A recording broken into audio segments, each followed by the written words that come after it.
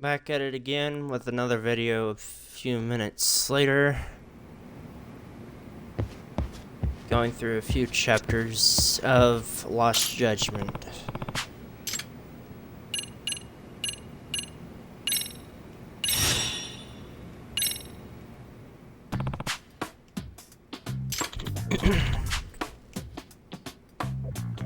Hmm?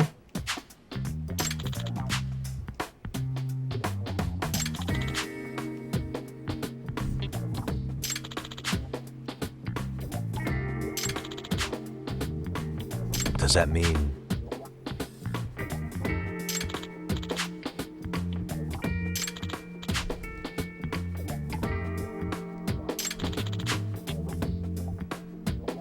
Oh.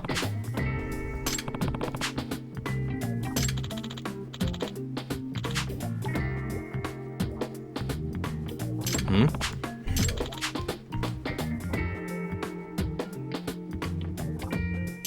Hmm.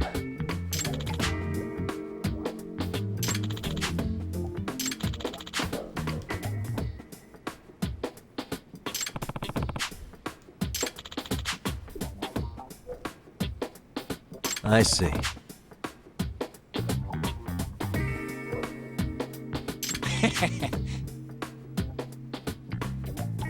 Yagamishi. Nope. Well...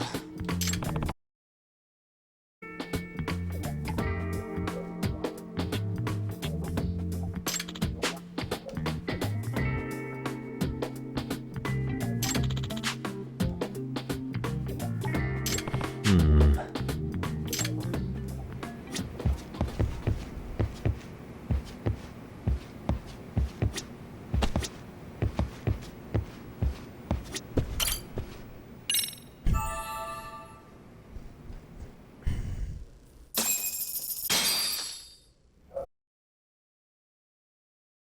How they say your life flashes before your eyes when you're dying? That shit's real talk.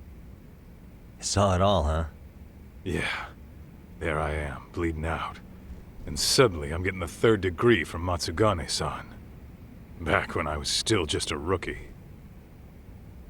Captain Hamura stares me down like, time to lose that pinky. And then, Higashi starts crying for me. Oh, if I'm gonna go, I ought to get a better final scene than that shit, right? Right? I'm sure it'll be rosier when the time comes for real. Glad you pulled through, man. That bastard Soma, though. Next time, he's fucked. We could have avenged Sawa-sensei if it weren't for that stupid ambush. Well, you didn't tell the cops about him, did you? Had to give the cops a statement, so I did. With a generous side of bullshit. That'll get you busted, you know. I'm joking. All I said was the truth. That I got knifed by the same twisted fuck who got Sawa-sensei. In that case, it's only a matter of time until Soma's arrested. So for now, we'll go after Kuwana, the piece that ties it all together. We just have to find him before RK does. Kuwana, huh? He's on my shit list too, just so you know. Huh? Kuwana must have had some sort of agenda back when he first met us. In fact, it's probably because you were looking into Mikoshiba. He palled around with me all because of that. I'm just the sucker of the agency, huh? I wouldn't say that. Still. The moment an ass for me to kick turns up, this is the shape I'm in. Just focus on getting better. Tsukuma will stop by later, too. What? Sugiura gonna give me the cold shoulder? He and I are off to question Mamiya.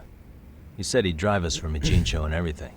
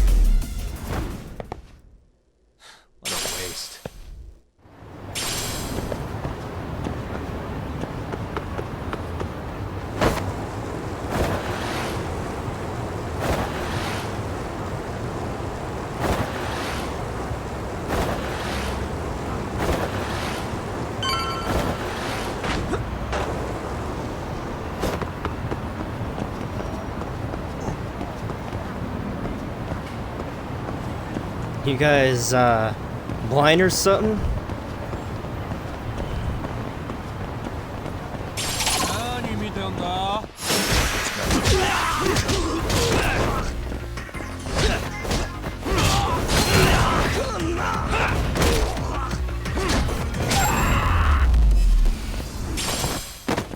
And stay down.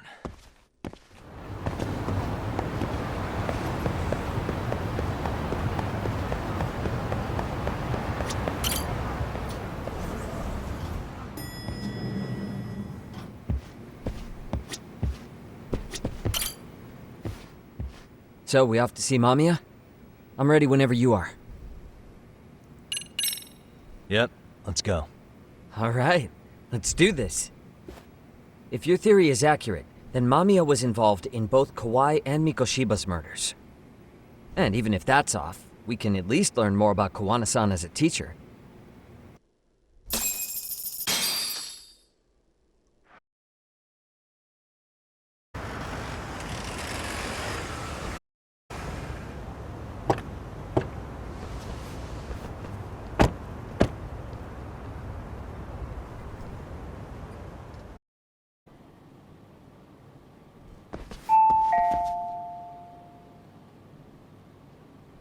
Yes?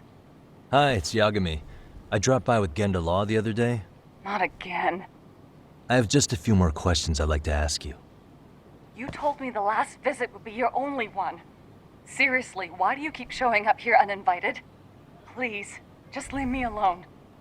I suppose I should mention, I'm here today as a detective, not a lawyer. So what? And my partner here is Sugiura. He's with an agency called Yokohama 99. Never heard of him. He's based in Ijincho. He's working a case. Maybe you saw it on the news? The murder of Seiryo High teacher Yokosawa, killed in her own apartment. You and Sawa-san were classmates in high school, is that correct? After leaving Kurokawa 13 years ago, Sawa-san moved to Ijincho to teach. Are you still there? What is it you want? I haven't seen Yoko-chan since graduation. Now go. You're barking up the wrong tree. Maybe you'll remember Kitakata-sensei then. I ran into him at Sawa-sensei's home right before the murder. He was your homeroom teacher at Kurokawa, but resigned after the Mitsuru Kusamoto incident. Just like you, he appears to be connected to Sawa-san. So why am I being singled out? Can't you just ask someone else? Believe me, it's a long list. But right now, we're here to find out how Sawa-san got mixed up in all this. You two weren't necessarily on bad terms, were you? If I had to say, we weren't on the best terms either. Ah, how convenient. Because that's a perspective I'd like to hear more about as well. My husband will be home soon. Can you keep it quick? I'll give it my best shot. Exactly, thanks for hearing us out. Hold on just a moment.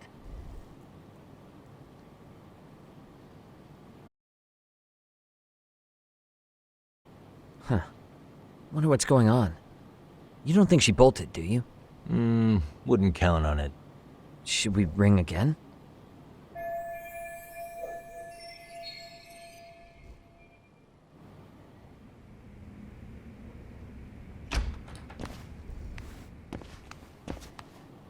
Sorry to keep you waiting. I just wanted to clean up a little.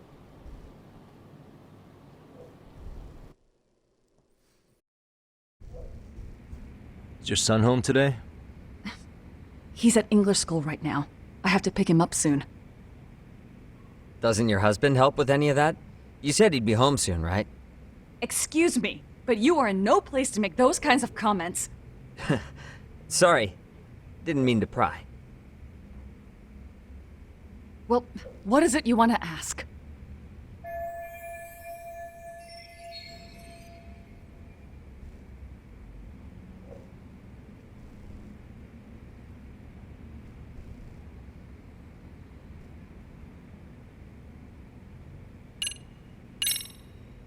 Have you been in contact with Kitakata-sensei lately?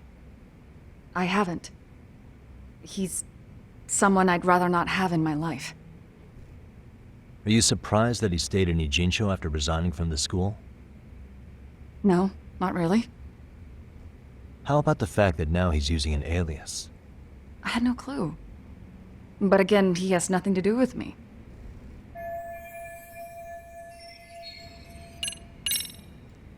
Do you remember Mitsuru Kusamoto? Yes, we were classmates in high school. He jumped off the school's roof after his classmate Shinya Kawai bullied him. I hear he's still in a coma, 13 years later. Weren't you going to ask me about Yoko-chan?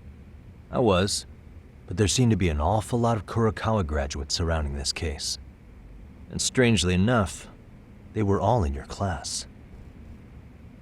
Kitakata-sensei being the prime example, as well as a guy named Akaike-san. Remember him? Well, you're right.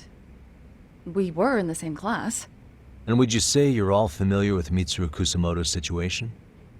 Yes, but that's not a warm memory for any of us. I understand. I'm sure it's not. The groping was orchestrated, right? Excuse you? When Akihiro Ihara grabbed you on the train, you were in on that, weren't you? The whole thing was a conspiracy, staged to play out as it did. You need to leave. Right now. Dude, what gives? No one would even think to consider a predator and his victim could be accomplices. It's unheard of. But if it was to establish a murder alibi, that's another story, considering how much lighter the sentence is. That way, Ihara got away with killing Mikoshiba, paying only a fraction of the price. But as luck would have it, proving it is going to require you to cooperate with us now. If you don't get up this second, I am calling the police. I mean it. It took me quite a long time to figure out how you and Ihara were connected. But once I learned Yokosawa attended Kurokawa, it all started falling into place. She was in your homeroom class. She looked after Toshiro Ihara. She was the link to everyone. But just before I could ask her about any of this, she was murdered by Kamurocho gang. That same gang has been hunting your old teacher, Kitakata-sensei. What is it you want from me? Lamia-san, do you have any idea where Kitakata-sensei could be? He may be Kawana the handyman, but he hasn't answered his work line since Sawa-san's murder. I don't know. He was my teacher a decade ago. I barely remember his face. Well, I'm willing to wager Kitakata-sensei still remembers yours. I'll prove it right now. Oh, God.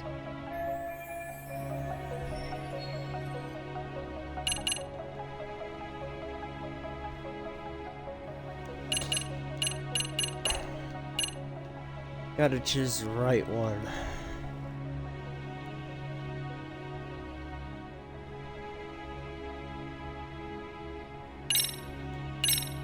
I'm sure you know what this is, Mamiya-san.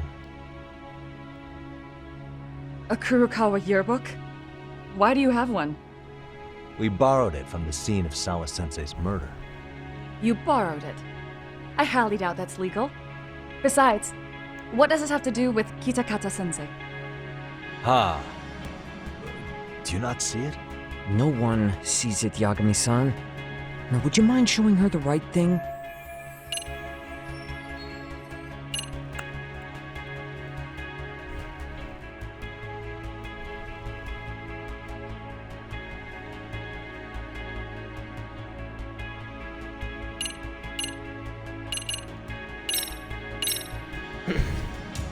See for yourself.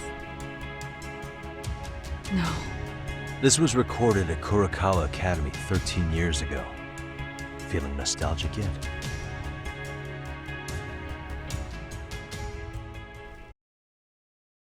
Well hidden.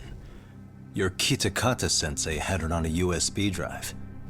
He really didn't want this thing being seen. The most interesting part is the date. It's the very same day Mitsuru Kusamoto jumped off the school roof. And hanging out in the back, we see you, laughing and cheering right along with the other bullies. Guess it's safe to say it's a good thing your family wasn't home. Wouldn't exactly want them seeing this, would we? Has this video come up? Has Kitakata-sensei ever mentioned to you that he had it?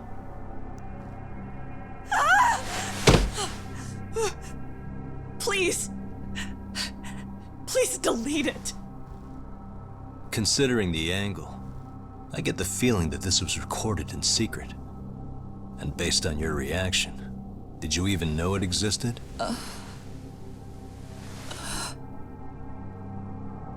You know what happened to Mitsuru-kun. He's been in a coma ever since what you did to him that day. But still, only one of you took the fall. Shinya Kawai took all the blame.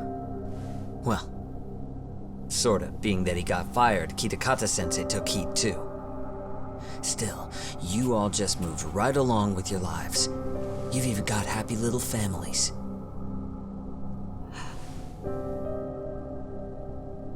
What? Are you expecting someone?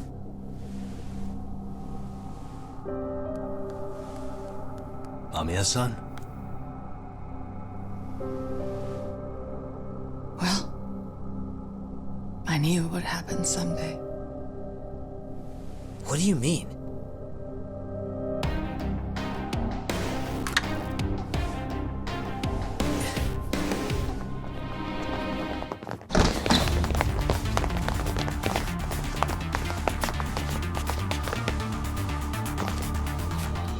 Looks like she wanted some company over.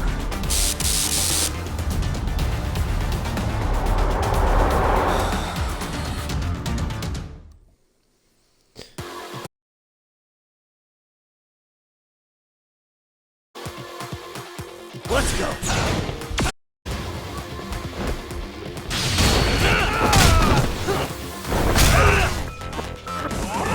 That's one down.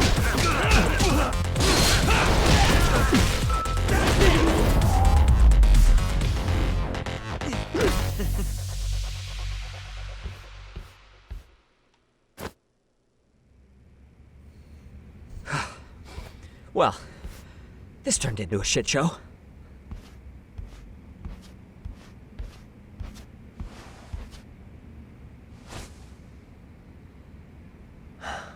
And would you look at that? Our old friend Akaike-san showed up to play a part. Huh. So you are all working together. What should we do with them? They're the jerks who hurt Tsukumo-kun, right? Break every finger on their hand, it still won't make you even. Come on, they may have more on the way. I have an old haunt in mind we move this to, and Mamiya-san's coming with. Huh? Let's not cause a scene, okay? I'd hate for a finger to slip and post this video.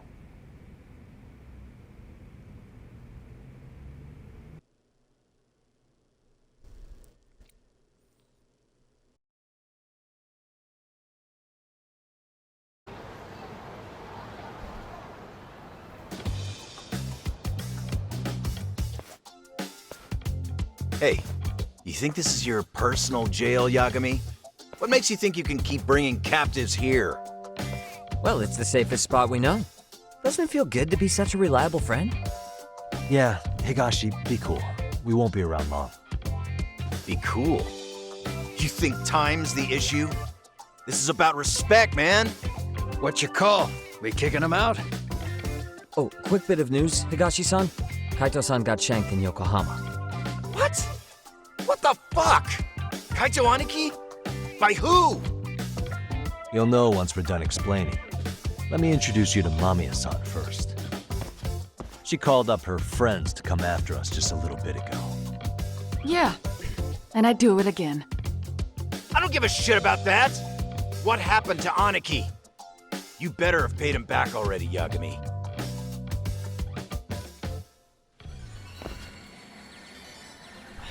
Fuck those RK assholes.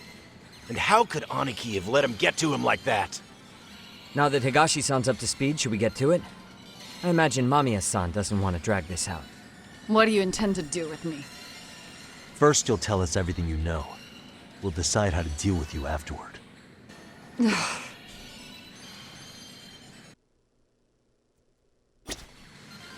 Then let's get this over with. What do you want to know?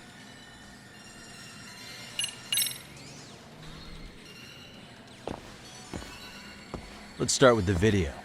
Any thoughts you'd care to share? I found it on a flash drive in Kitakata-sensei's room.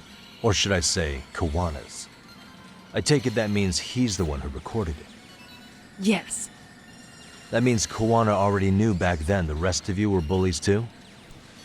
Yes. If that's the case, then why was Shinya Kawai the only student thrown under the bus for it? Kawana-san didn't show that tape to anyone else? We had no idea we were even being taped. We didn't find out about the video, or the reason he sat on it so long until way after graduating. Why exactly did he sit on it for so long? Kitakata-sensei said he kept it so he could teach us for the rest of our lives. What? If that video came out at the time of the incident, I'm sure life would have been hard for us then. After all, Kawai was exposed online, and that would mean millions of yen in compensation for damages. Yeah, but you guys could have wound up in the same boat. No. At most we would have come across as dumb kids he roped into helping him. We might have caught some flack, but people would chalk it up to kids and their cliques and move on. But that's only how I would have gone if it had come out while we were still teenagers. You're saying circumstances are different now? I have a child now. A husband, an upscale apartment. If the world sees that tape now, I'll lose it all. And what do you think would happen to my son? The son of a woman who drove a kid to attempt suicide? His life would be ruined. That recording is more than kids being cruel. It's still in a coma today. I get it. You have that much more to lose now than when you were a kid. Same for all my classmates. Kurokawa Academy is a prestigious school, after all. Most graduates go off to great universities and land high-paying jobs. One started his own company. Others have families. And they're all in your position too, huh? If that video gets out, they lose everything. Exactly. Do you get it now? He waited for all of us. All away. And when that time came, he started contacting us. Every student you see in that video. When was the first time Kawana approached you? 5 years ago. I was out on a walk with my son when he came strolling up out of the blue. At first, I barely recognized him. His eyes were so hollow. Then, without so much as a word, he took out his phone and played that video. He's a psychopath! Well, all you kids tormenting Mitsuru looked pretty psychopathic to me. Oh, and you're so perfect. An angel who never once acted out of line. Never lashed out at someone weaker than you, or sided with the group to shut someone out. Everyone does it! We were just lucky enough to have some creep tape us, picking on some kid who couldn't take it. Why did this have to happen to me? I'd say it's because bad things happen to bad people. You'll sling your barbs from a safe distance, but once you're on the other side of it, you curl up and play victim. You said it was 5 years ago that Kawana showed you the video? Reminds me of something Shirosaki-sensei was looking into. What? There was this guy. I think his name was Shinya Kawai. Something about him getting snatched off the streets about 5 years back.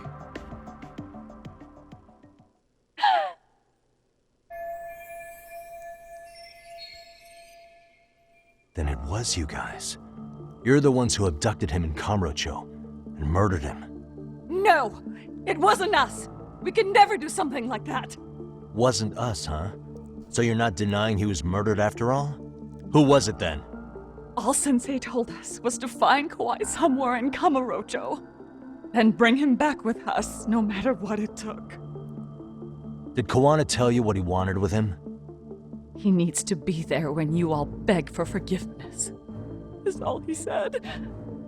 And if we refused, he'd leak the video. So we all went to see Kawai, but he wanted nothing to do with Sensei. Considering he'd cost him everything, that came as no surprise. But doing nothing would cost the rest of you everything too. Yes. So we had to force him into our van. After he put up a fight. Yeah, that lines up with what the local eyewitnesses said. So then what happened? Nobody's heard from the guy since. We were directed to bring him to a wharf in Yokohama. And that's where we begged for forgiveness. After that, he said we were free to go. All except Kauai. So you left him there alone with Kawana? We had to. The day after, I got a message on my phone from Sensei. What did it say? Nothing. There was only a video. It was of all of us, pushing Kauai into the van. Turns out he recorded what we did in the city. You can see all our faces so clearly. How we covered Kauai's mouth as he screamed for help. Even if you know all the backstory, the video is a clear-cut. As I was watching it the first time, another message came in. This time, a picture. When I saw it, I just went cold. That's when I knew I would never. It was a picture of Kauai. Dead. Anyone who saw those messages.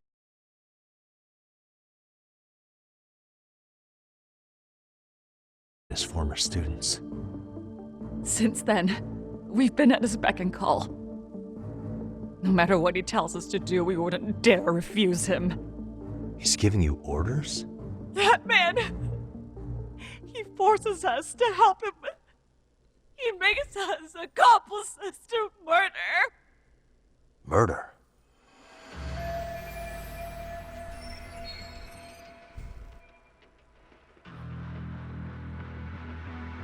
What the hell? Murder who, exactly? Any bullies involved in suicides. That's who Sensei's got it in for. Anyone he can find across the country. He doesn't even care how old the case is.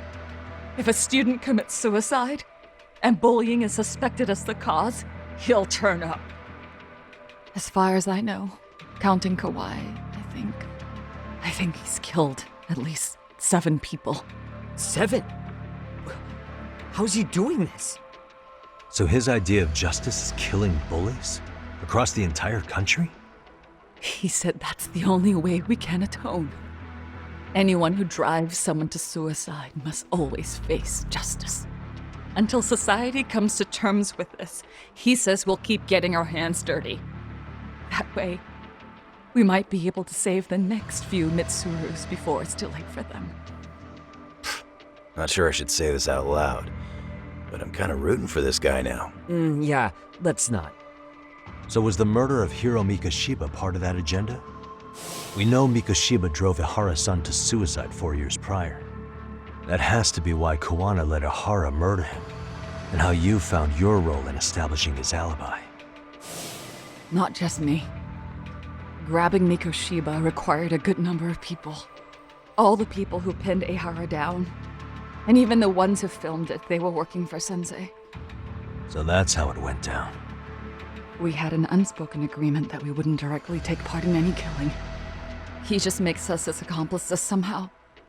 Like luring a target or digging a hole for a body. But the one thing we can't ever do is turn him down. If we do, he'll send his video of us abducting Kauai to the police. And then Kauai's body will turn up with our fingerprints all over his corpse.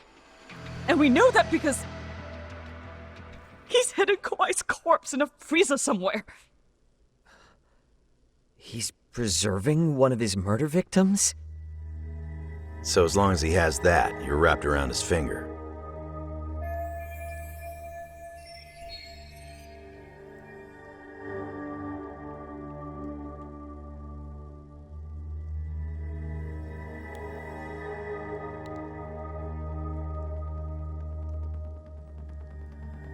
Sounds to me like Kawana's had one thing on his mind for 13 years.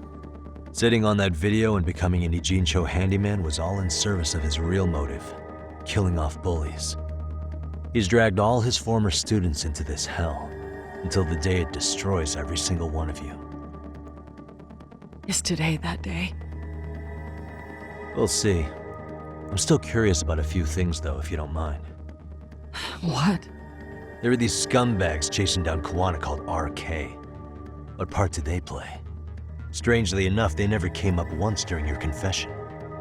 So tell me, why'd they come for Yokosawa? That I don't know for certain. But Sensei did reach out to Yoko-chan about 6 months ago over the phone. He was asking her about the suicide at Seiryo High. The suicide at Seiryo High. You must be talking about Toshiro Ehara. The lawsuit played out like no bullying took place, right? That the school wasn't responsible. But Yoko-chan was a teacher there, and Sensei was able to get the truth out of her. How'd he do that? What did he say? From Yoko-chan's perspective, she and Sensei were both just teachers dealing with students attempting suicide. I think that's why she let her guard down and told them everything. After learning the truth, Sensei believed Mikoshiba needed to be held accountable. So if Sawa-sensei hadn't talked to him, Ehara wouldn't have gotten involved? And none of this would be happening in Ijincho? Possibly. No, this isn't right. Sawa-sensei didn't know Kuwana's identity or his objectives. She thought she was just talking through her problems with a sympathetic ex-teacher. At the very least, she sure as hell didn't deserve to die for that! It's not like we're the ones who did it.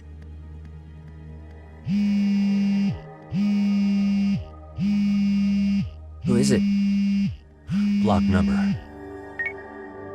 Hello? Yo, know who this is, Yagami? Kuwana? Yeah. I heard you're looking for me. Where are you? I'm willing to meet you now if you come alone. But you have to let Mamiya go in exchange. What? Alright. She's free as soon as I see you. Works for me.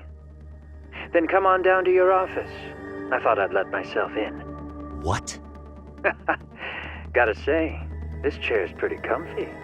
Pretty sure I locked up behind me when I left. Listen, I'll only meet you alone. No one else. And don't make me wait long, or I could change my mind. He told me to meet him alone. You can let Mamiya-san go once I confirm he's there. You gonna be alright by yourself? Well, he already knows Mamiya-san's with us. I'm guessing he was watching us from somewhere. And I can't afford to do anything that would piss him off enough to make him disappear. Got it. No. We'll take care of this end of it. Shouldn't you move your ass?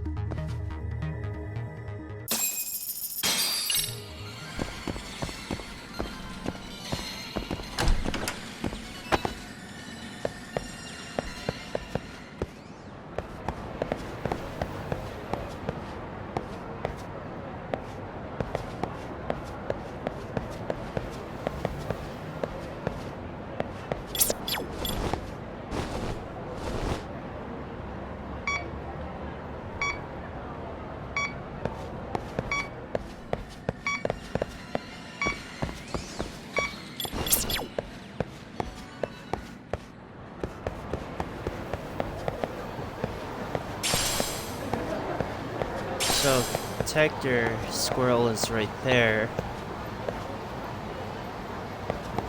There has to be other ones nearby.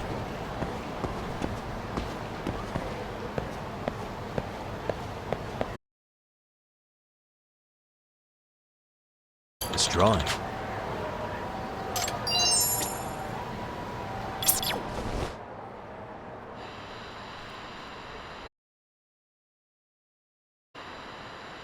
There it is. I can hear it.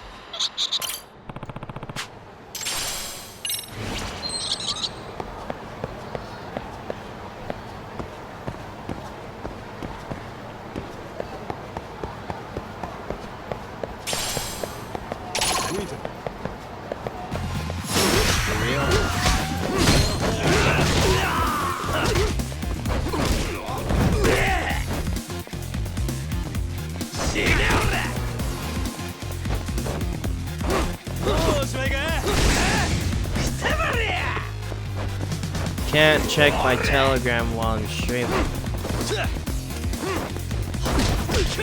Literally have the message at the wrong time.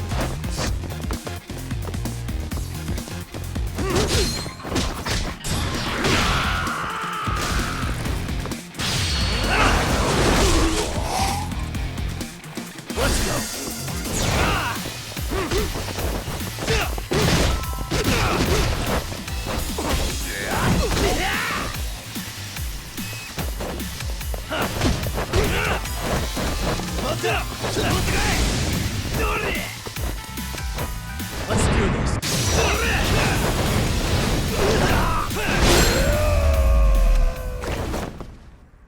Really, guys?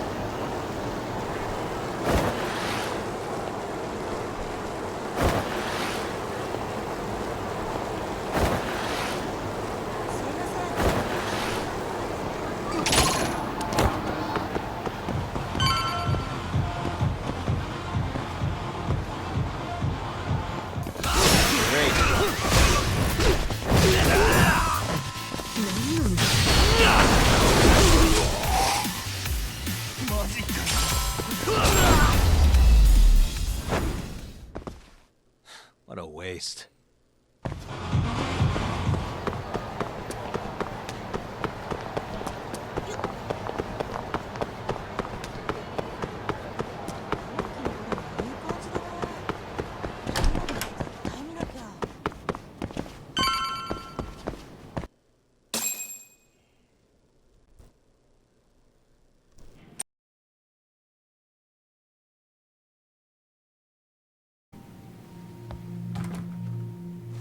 Hope you don't mind I let myself in.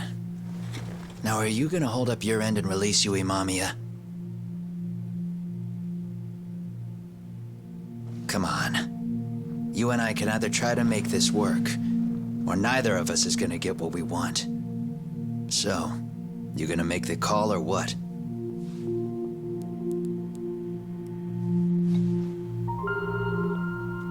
Hello? Yagami-san? I'm with Kawana. You can let Mamiya-san go. Got it. Will do. Sorry about all this, Yagami. Why don't you sit down? Maybe it's time you and I had a heart-to-heart. How's Kaito holding up? Kaito-san's recovering in the hospital. For now. Sawa-sensei is another story, though.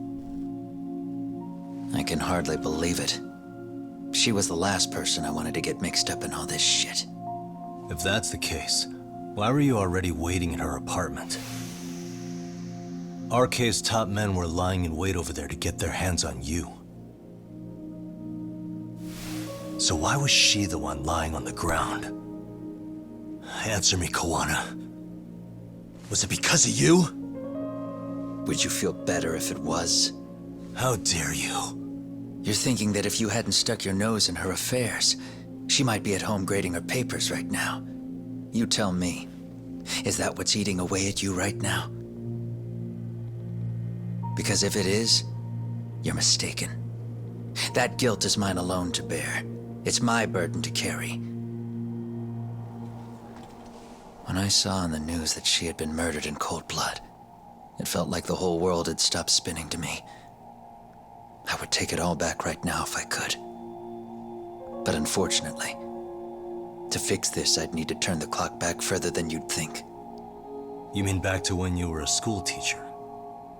Yeah, basically. Back to when I still had a little faith in humanity. Seeing someone's life get cut short, you never really bounce back from it, do you? But I don't have to tell you that. I did my homework on you, Yagami. It seems you were a fairly accomplished lawyer. You even scored a murder acquittal.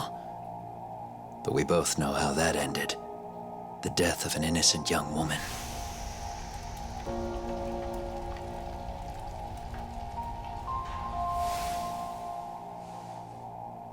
You and I are the same. We both have scars. And they're the type of scars that never fully heal. Yeah.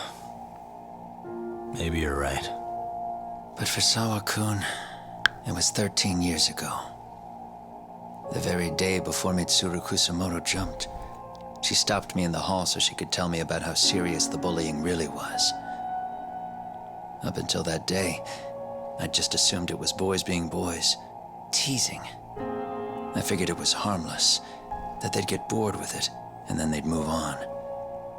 I mean, come on. Kawai had to have been twice the size of Mitsuru. It's not like I'd seen any fighting, so I warned him not to overdo it, and eventually he would take the hint. Well, according to what I was told, you smirked, actually.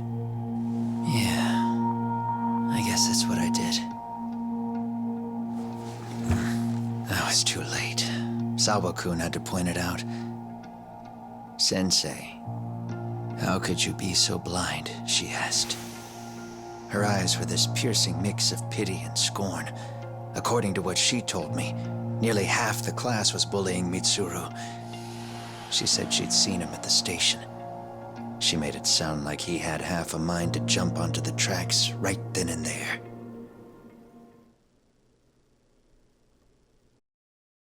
I'm not so presumptuous anymore, but back then I used to think my students were my biggest fans.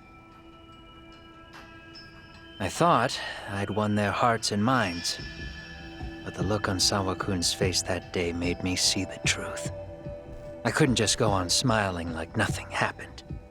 So I decided to do my homework. The next day, I put a hidden camera in the classroom after school.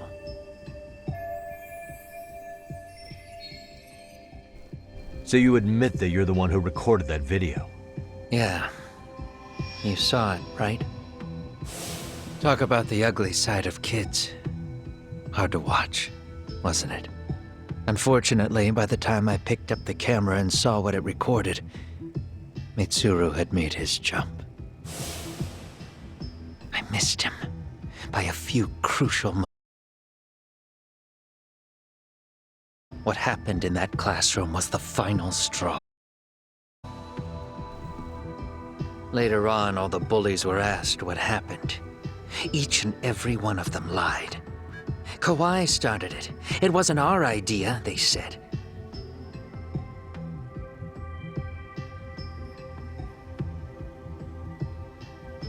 To anyone outside of it, all they'd seen was Kawai forcing Mitsuru to do his bidding. So the people held culpable were Kawai and myself.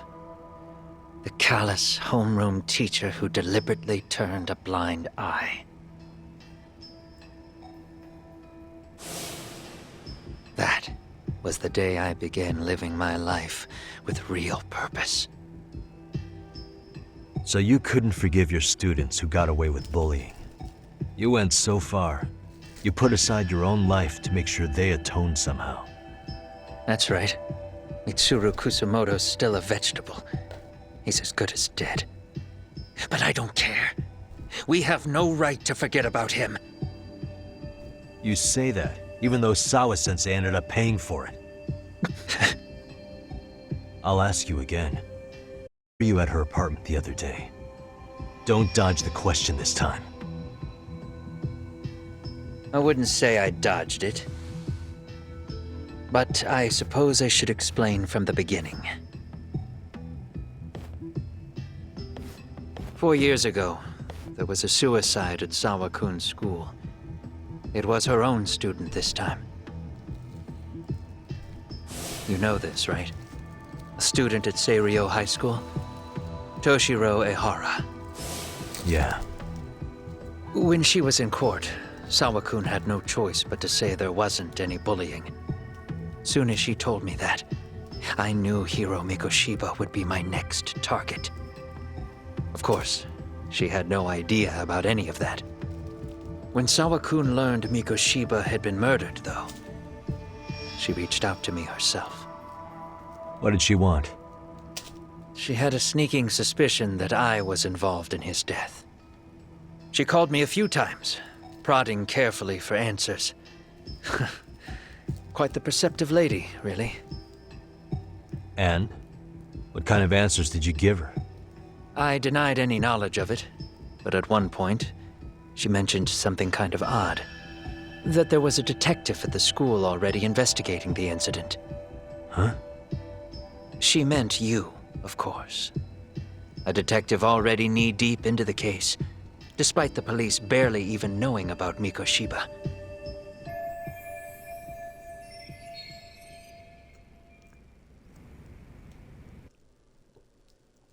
The police are a pain in the ass, but when an out-of-town detective comes sniffing around, that's bad. I knew I had to act fast to get you off the trail. Although, Sawa-kun was a problem too. I thought I'd kill two birds with one stone. And then what? First, I found out where the two of you would be meeting up, at that little cafe. Then, I hired the Liumang to step in. But you put up one hell of a fight. They had strength in numbers, but you would have taken out the whole group if I hadn't stepped in. Nonetheless, my other message went through. At the same time, Sawa-kun was handed a photo of Mikoshiba's final moments. I left that task to someone you know. Yue Mamiya. They hadn't seen each other in 13 years. Sawa-kun had no idea. The lady in the sunglasses. Yui Mamiya was involved in that too? Everything I did that night was intended as a warning to Sawa-kun. Although, I guess I didn't have to be so extreme about it. Yeah. Sawa-sensei was too smart. She must have started suspecting that you'd had something to do with Mikoshiba's murder. After all, who else could have known we'd be meeting at that cafe? She'd have traced it right back to you. Even if Sawa-kun had started to suspect me, I knew she wouldn't sell me out to the cops. We're too alike. The both of us lost students to suicide on our watch. That said, I couldn't bear the thought of dragging her down into the mess I started, so I scared her off, and I thought she would stay away. The day she was killed, she called to ask if we could speak in person. I could tell something was wrong. She was on the verge of tears the whole call. Then she broke down.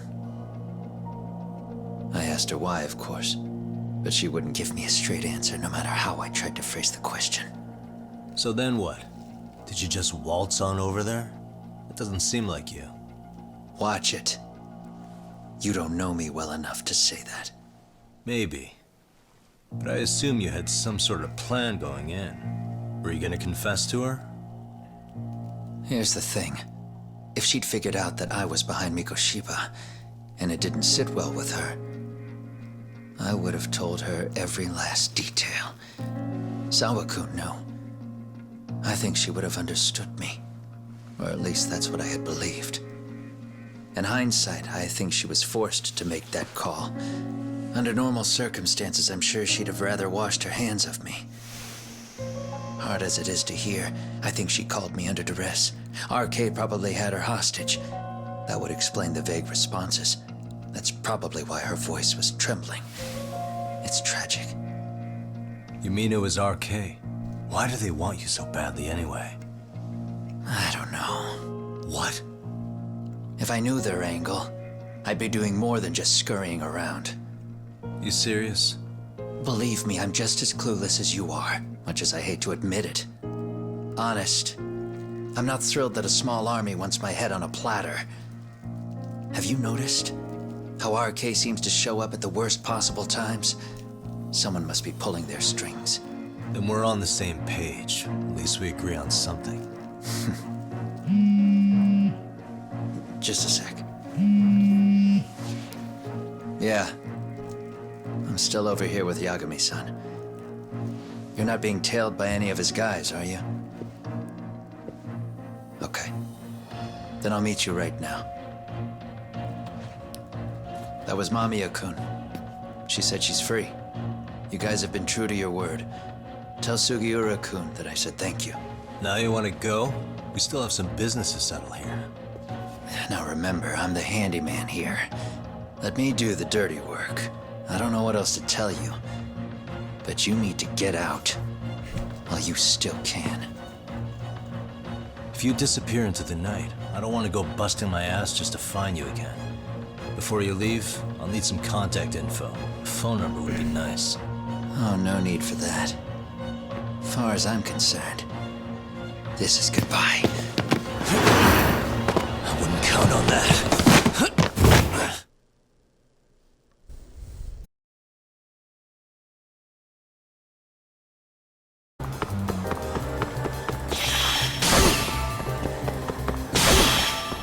You don't give up!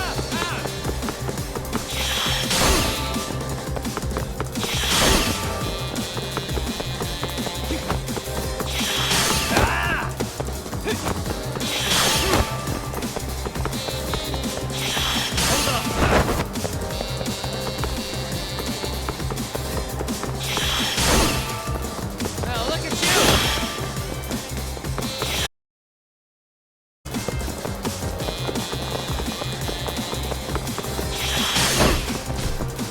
Don't you have anything else to do?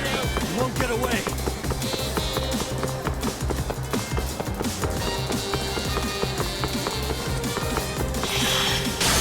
You don't give up!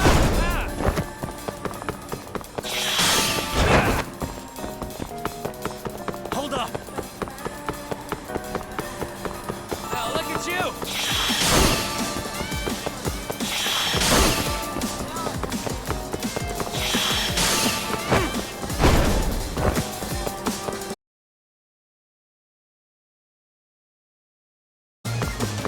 Damn it, missed it.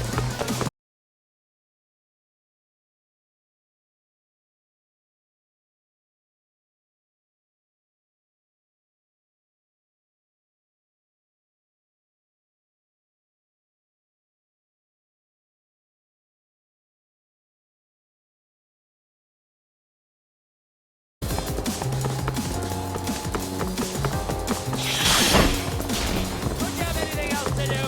You won't get away.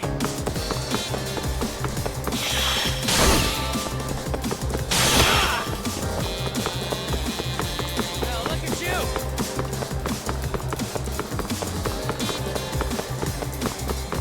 Hold up.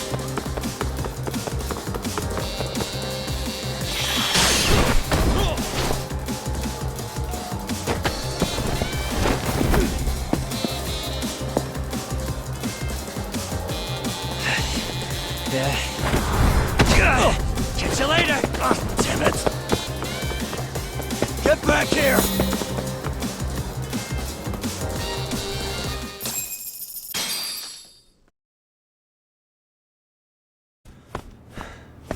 What the? Where'd he go?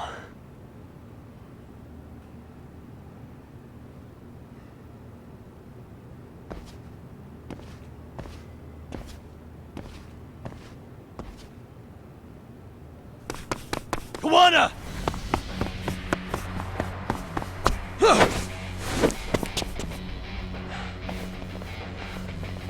You guys again.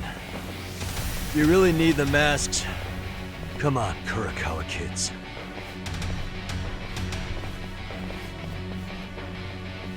You heard that, right? The detective here already knows everything. Kawana! What are you going to do now? What do you think happens when he spills everything? Sounds like your lives are over, unless you shut him up.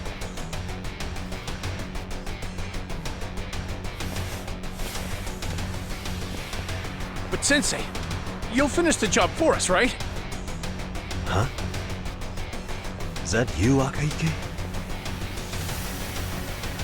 Oh, he's even got a name to your voice. Answer me, Sensei! I know. I'll be the one to finish it. You just knock him out. Okay then. Time to learn your lesson! Come on. What kind of lesson is this?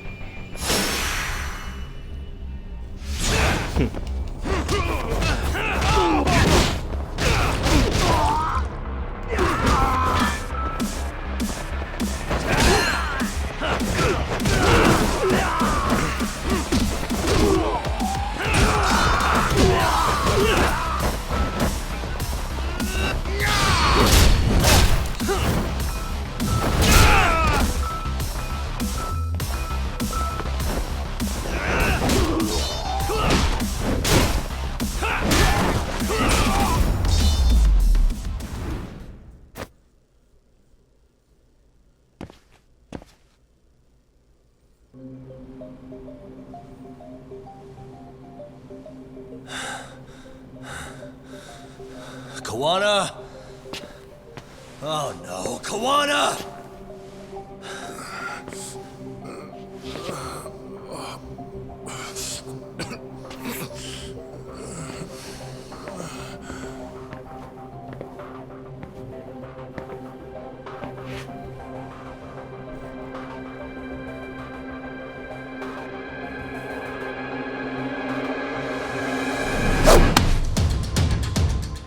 Really? So nice of you to stick around. Mamiya-san. Well, since Kawana couldn't stay, sounds like you're not out of the woods just yet, huh?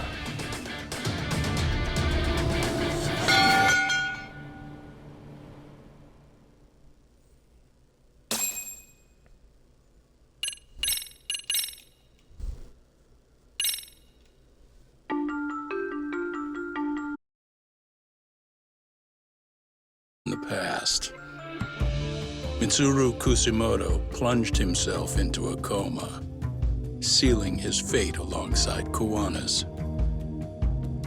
Ridden by guilt, Kawana sets off on a path of vengeance, and the bullies he drags with him are shackled to the shadows. However, Yokosawa's murder serves as a deadly wake-up call to what he's done.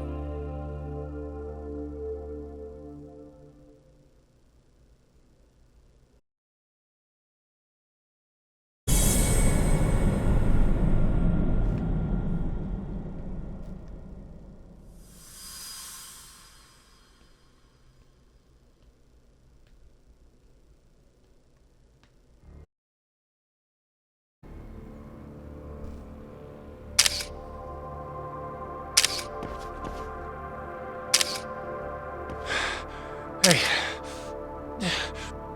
What are you doing? Getting your identification on record, so you won't be a threat to us anymore? What? And I think you owe us after everything you've done.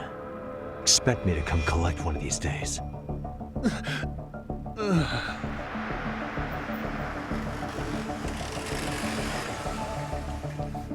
Your carriage awaits, Mamiya-san.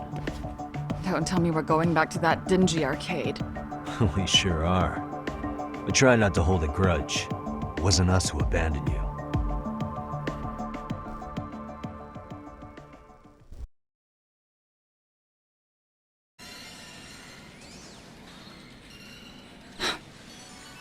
Higashi, you already called Sari-san and the gang, right? Yeah, I let them know what's up. They said they'll head over when they're ready. Did Shirosaki-sensei say anything? Well, she was pretty stunned when I told her who Kawana really is and what he's up to. Sounding a little smug there, Higashi-san. Taking credit for the detective work you didn't even do? Back me up here, Yagami-san. Whatever, man.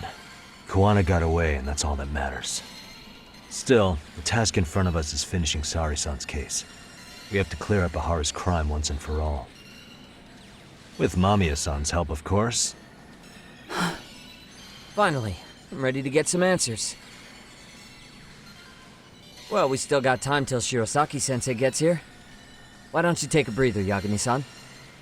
Huh? That'd be okay? Sure. I'll call you once everyone's here. Yeah, a break sounds good. By the way, Higashi, has anything unusual gone down in Kamasho lately? Anything involving RK? Yeah, about that. My guys are saying things have been a little too quiet since yesterday. Soma and Akutsu are out in Ijincho too. When they come back, they're in for a rude awakening. And they can pay for what they did to Kaito Aniki. Make them pay? Aren't your Yakuza days behind you now? That's not the Yakuza in me talking. That's just a problem I'm gonna be the solution for. Isn't that exactly what a Yakuza would say? Fine. Think of it as getting revenge for a brother. I'm doing the right thing, damn it! Yeah, maybe it's just how you're putting it. Besides, what's it matter if I was Yakuza? I've got my own code, and I'm gonna do right by me. Whatever you say. Much as things change, they stay the same.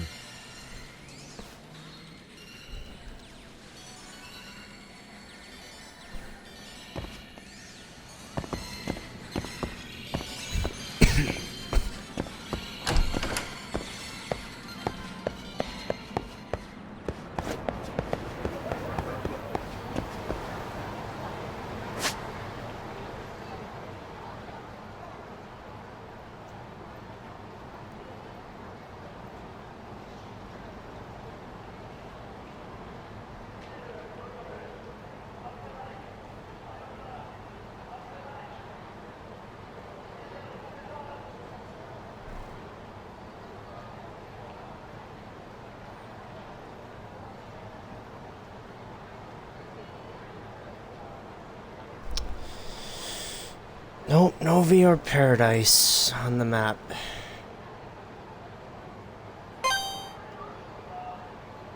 That's really what I wanted to look for. Guess that's not a thing. It wasn't the first one.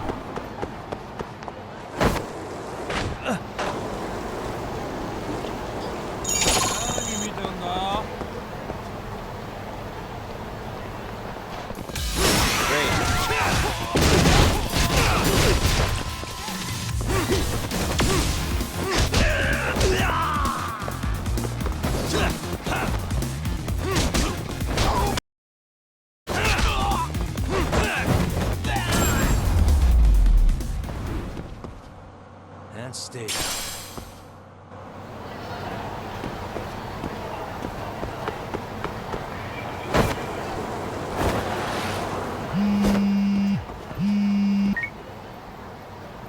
Hey, Yagami-san, it's Sugiura. Hey. Shirosaki-sensei and the others just got to Charles. They're getting ready to grill Mamiya-san. Got it. Then I'll head back soon. Thanks.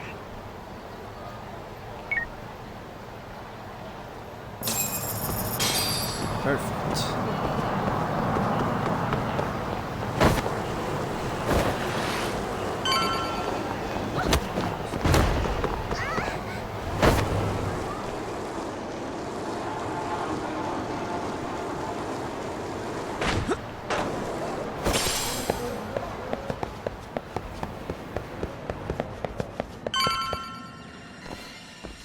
Really? You too, Genda-sensei? What? Am I in the way? Of course not. I didn't know you still did field work. I figured if they could pull a fast one on Saori-kun, I'd at least want to look him in the eye. Why are all these people here? What gives? We've been waiting for you, Yagami-san. Mamiya-san is about to enlighten us on the truth behind the groping. Good. Oh, and I heard about Sawa-sensei. I'm so sorry. Our condolences. Looks like she got mixed up in all this when RK was chasing after Kawana. But we're still not sure why they chased him. To figure that out, we'll have to retrace Kawana's steps. Exactly. That said, let's start with the harassment charges, Mamiya-san.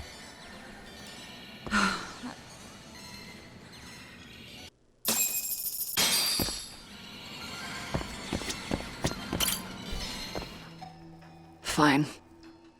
Let's get this over with. Pout all you want, but keep the answers straight. Got it? Ihara's assault was designed to establish a false alibi for Mikoshiba's murder. So Kawana had you play the victim, and together you pulled one over on the police and the court. Can you confirm if this is all accurate so far, please? Yeah. The person who groped you on the train wasn't Ihara-san himself. It was his stand-in. And my understanding is that he had conspirators to help him fabricate this event? That's right. What was Kawana doing at the time? Was he in Ijinsho or Tokyo? Didn't you hear your lady friend? Ihara-san had a stand-in. And that stand-in was our sensei. You mean Kawana posed as Ihara himself? So this Ihara was actually Kawana. Huh. Sensei and Ihara-san have a pretty similar build. Not sure they could have pulled it off otherwise, you know? But some spots don't look right, like his mouth. You sure that's really Kawana-san? That part around his mouth is fake. He said he scanned Ihara-san's face and made it on a 3D printer. Oh, huh. You can print things in 3D now? Well, it's a machine that takes a model's data from a computer and prints physical objects using materials like resin. So if you were to scan a person's face onto a computer, a 3D... The details, but that's what Sensei used to become Ihara-san. Something like this. See, with a 3D printer, a piece of a face is pretty easy to make. What the hell? I see. His eyes are hidden behind the sunglasses, and the seams on his jaw are obscured by the mask. It's incredible, I must say. With the mouth area so visible, it's too convincing to think he's anybody else. And with the prosecution assuming he's just another sexual predator, they fell for it. This is no time to be impressed. In case you forgot, he had the defense fooled too. Right. Assuming Kawana was Ahara's double, there's still some evidence I'm iffy about. I'm of the same opinion. Okay. Which evidence is questionable?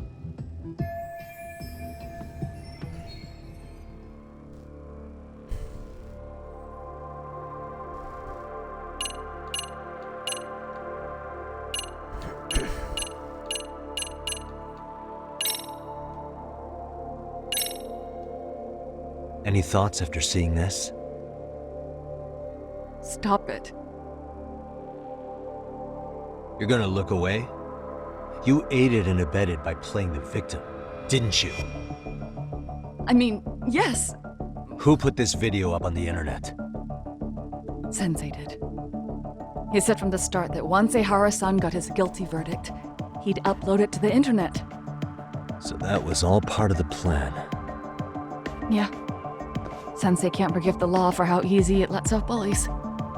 Ehara-san's the same way. His son's death was brushed aside.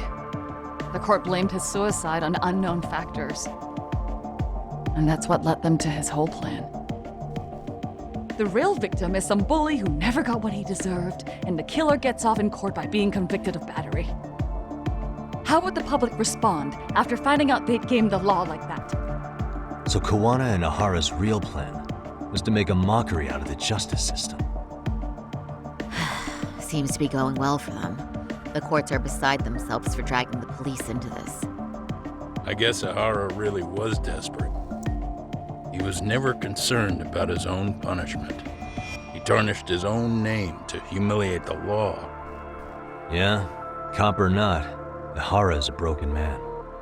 Nobody took responsibility for his son's death, and the courts all but ignored his case.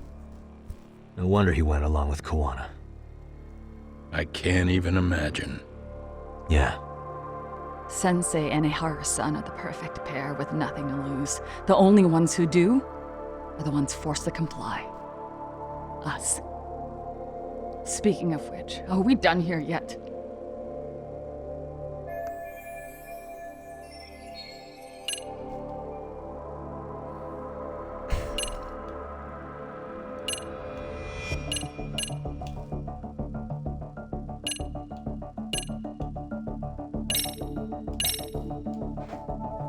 How should we be looking at this? The guy getting taken down in the footage is the real Ehara-san. Sensei had already switched places with them before the scene happened. No one saw through his disguise. Makes sense. There'd be no way to swap places after getting caught like this. His sunglasses were removed too. Also, the person who tripped him was one of ours. So was the one who took the smartphone video. If nobody tried to stop him, part of it was pinning Ehara-san as the culprit out in public. Right. If that didn't happen, the entire alibi goes up in smoke. More or less. So basically, this entire battery case was calculated from the start. Nothing but smoke and mirrors.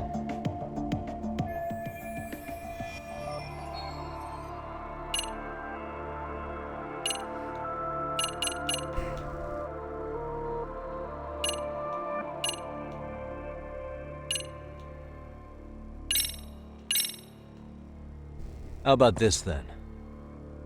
What's this? A map of the station? We made a diagram of Shinjuku Station. The platform's packed with cameras, but take a closer look and you'll notice a small blind spot. We've all been looking into it. So, let's say Ahara murdered Mikoshiba and faked his alibi at the station. If that was the case, then after Ahara had his stand-in do the deed, they would have swapped at this blind spot. Sound about right? Is I give up what you're looking for? You figured it out. You win. What more do you want?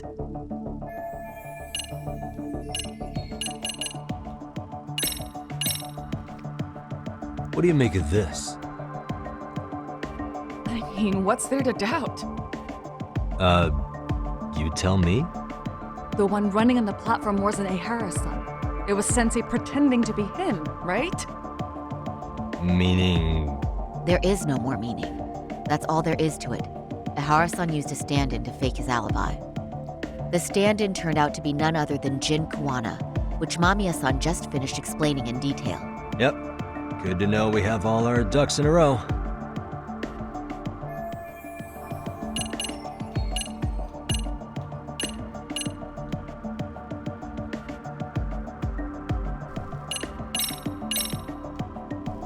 How about this then?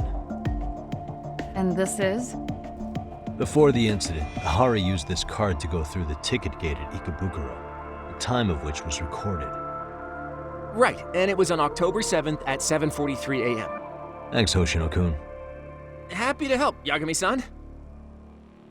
At the earliest, Mikoshiba's time of death would have been 7:30 a.m. If Ahara killed Mikoshiba in Nijinsho, he would have only had 13 minutes to get to Ikebukuro.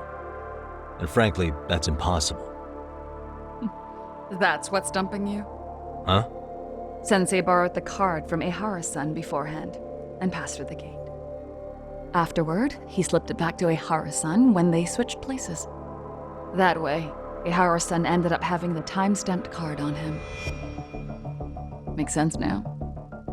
So even the entry time through the ticket gate was used as part of the alibi? It all seems so obvious now that I hear it. Nobody'd suspect that a groping was being used as an alibi for murder. Yeah. And on top of all that, no one knew Mikoshiba had been killed during the trial. They really pulled it off. Anything else?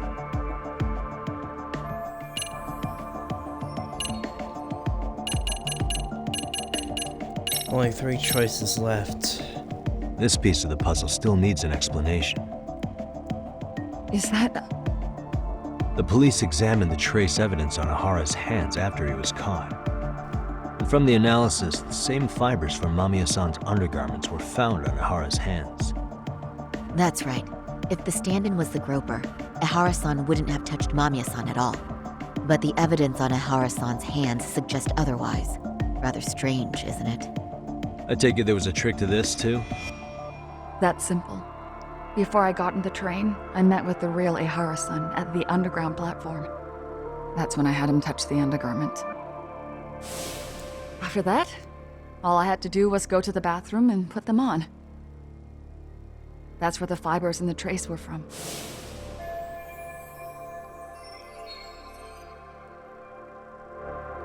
What the police found on Ehara-san's hands was exactly what we wanted them to find. And it would serve as hard proof he grabbed me. The cords really ate it up. It was hard not to laugh sometimes, to be honest.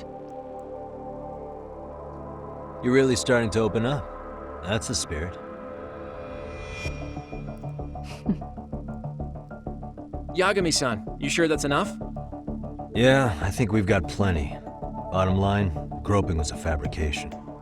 At the very least, we know that the prosecution's evidence can all be refuted. The courts were being intentionally misled. I'm considering filing an appeal. Are you saying you want a retrial? I am. We'll reveal Ahara and Kawana's plot and overturn the verdict they issued. That might be harder than it sounds. Why do you say that, Genda-sensei? Well, the previous trial resulted in Ahara being found guilty, right? As the client, if he doesn't want an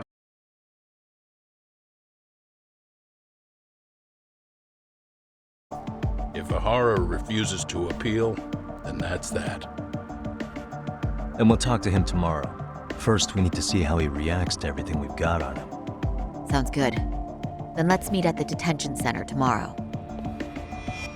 Will do. So, we done for the night? Sure are. Great job, everyone. Go get some rest.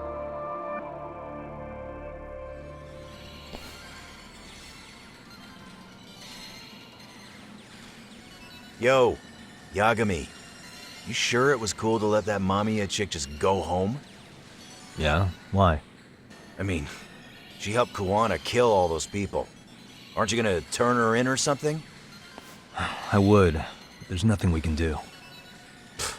Nothing we can do? Frankly, we don't have any proof of the murder she was talking about. What, so this is all for nothing? Nothing directly pointing to Mamiya anyway. Aside from Mikoshiba, no other bodies turned up. Which means all we can do is take her home, right? Sugiura is making sure she gets back safe. Fine, forget it. Why are you still here? Everyone else went home already. Come on, man, why the cold shoulder? That annoying? You wouldn't be the guy I'd call to hang out with. So if you're done, then go. Wow. Straight for the jugular, huh? But if it's help you need, I'll be there. I've had nothing but time lately. But only if you bow your head and ask nice. Then I'll consider it. I know for a fact you'd help me out regardless, so why waste a good bow? Thanks for the drink.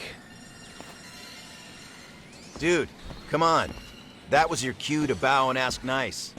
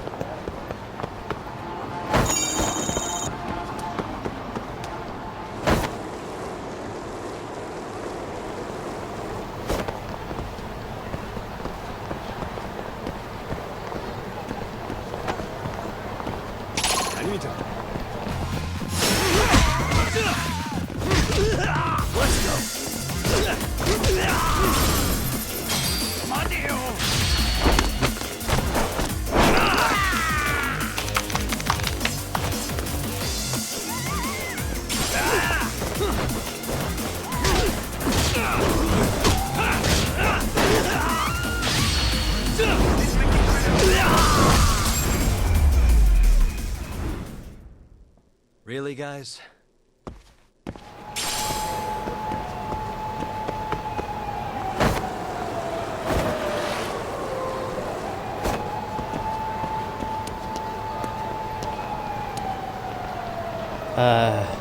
Guys? You mind?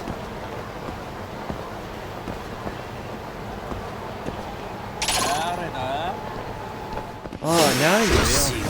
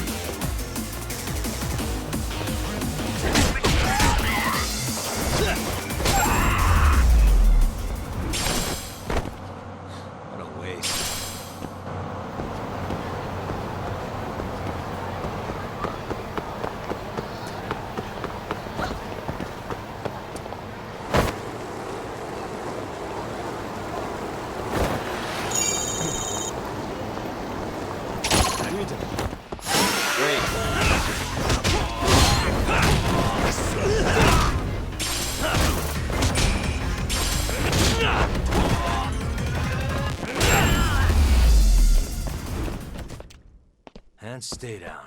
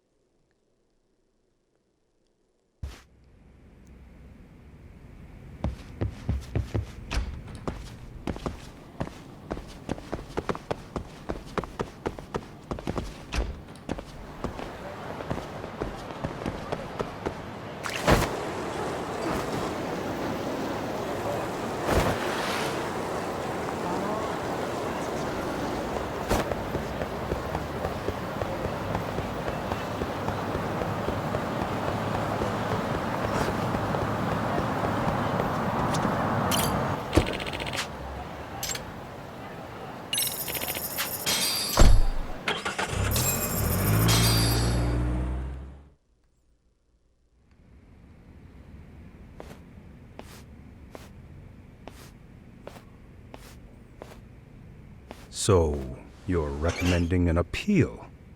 I have that right? Did some new evidence come to light? Yui Mamiya told us some things, like how you faked your alibi for Mikoshiba's murder. You wanted the sexual battery conviction, right? Well... Your goal was to avenge your son and humiliate the law on a grand scale. I have no idea what you're talking about. Ahara-san, we have a much better grasp of the situation than you think.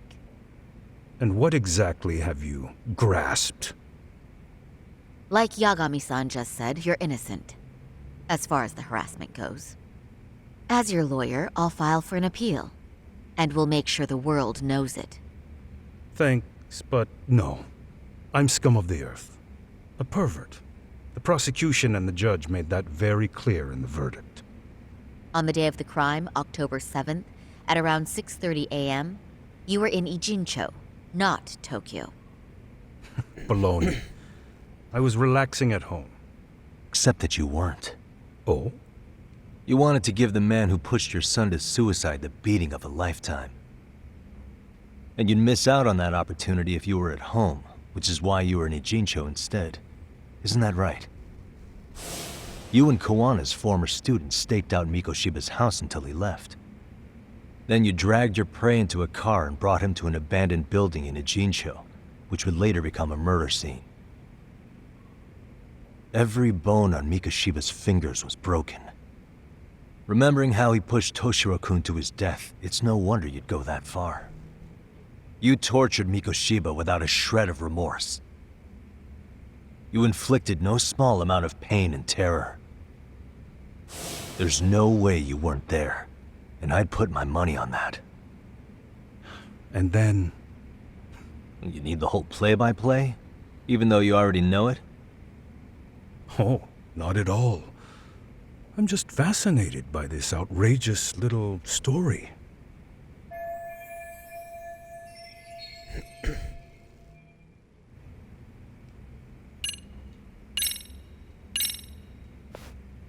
As for what you did next after beating Mikoshiba...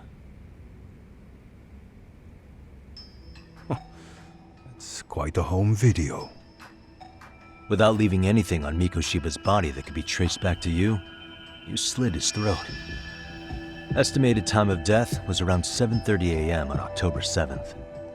You tossed the bloody coat and made your way to Ikebukuro Station, where Yui Mamiya was waiting. Are you sure? I was at Ikebukuro by 7:30 a.m. Would have been impossible for me to kill Mikoshiba in Ijincho. The person in the security camera footage in Ikebukuro was a double who imitated your likeness. The identity of whom belonged to Jin Kawana, the handyman in Ijincho. Or maybe you know him by a different name. Former high school teacher Yu Kitakata. So which name did he give you? I don't know who you're talking. With Kawana in view of the security camera, you met up with Yui Mamiya at Ikebukuro first. That's where you touched the undergarments she had prepared. The police would later discover the trace evidence on your hands and pin the groping on you. Then you made your way to Shinjuku Station. After that, Mamiya and Kawana acted out the groping as they arrived at Shinjuku Station. Kawana jumped out of the train and Mamiya chased after him. And then, in the smallest of blind spots in a station absolutely packed with cameras, you were waiting for Kawana, who looked just like you. With the two of you matching, you were able to swap places in that huge crowd without anyone noticing. Kawana handed you the transit card used to pass the ticket gate. Just one piece of hard evidence that places you in Ikebukuro at 7:43 a.m. And right after the swap, Mamiya started calling for help. After that, well, we've all seen how the news reported it. You were caught in a public place with plenty of witnesses. An active duty police officer arrested for sexual battery. The public outcry was very clear. As a result, despite it being your first offense, you were actually tried and convicted. The consensus is that it was a fitting punishment for someone so heinous. Even as your lawyer, I felt the same. Have some confidence in yourself, Shirosaki-sensei. The prosecution, the judge, and a lawyer like you all laid out the evidence in court and found me guilty. I'm in no position to doubt you. And I've long accepted the ruling that Toshiro was never bullied. There's nothing I can do but abide by the rule of law. Right? That's all I can do, right? I know what you're trying to say. You carried out the justice that the courts wouldn't, right? Everything my son went through was passed off like it never even happened. School, the teachers, and yes, the court. They all dismissed the reason he died. That's when Kawana came in the picture, telling you Toshiro-kun had been bullied. But was it Kawana's words that suddenly made you want to kill Mikoshiba? Because all of his fingers were broken while he was still alive. Was that really all just your pent-up rage? What do you have to say, Ihara-san?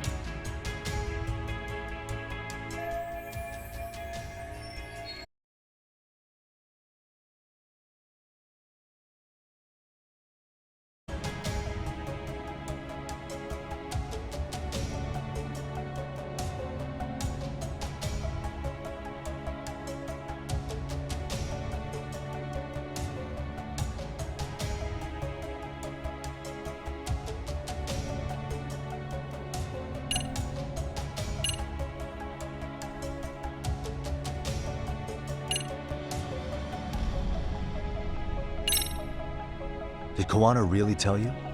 You found enough motive to murder Mikoshiba on hearsay? No. That doesn't sound right at all.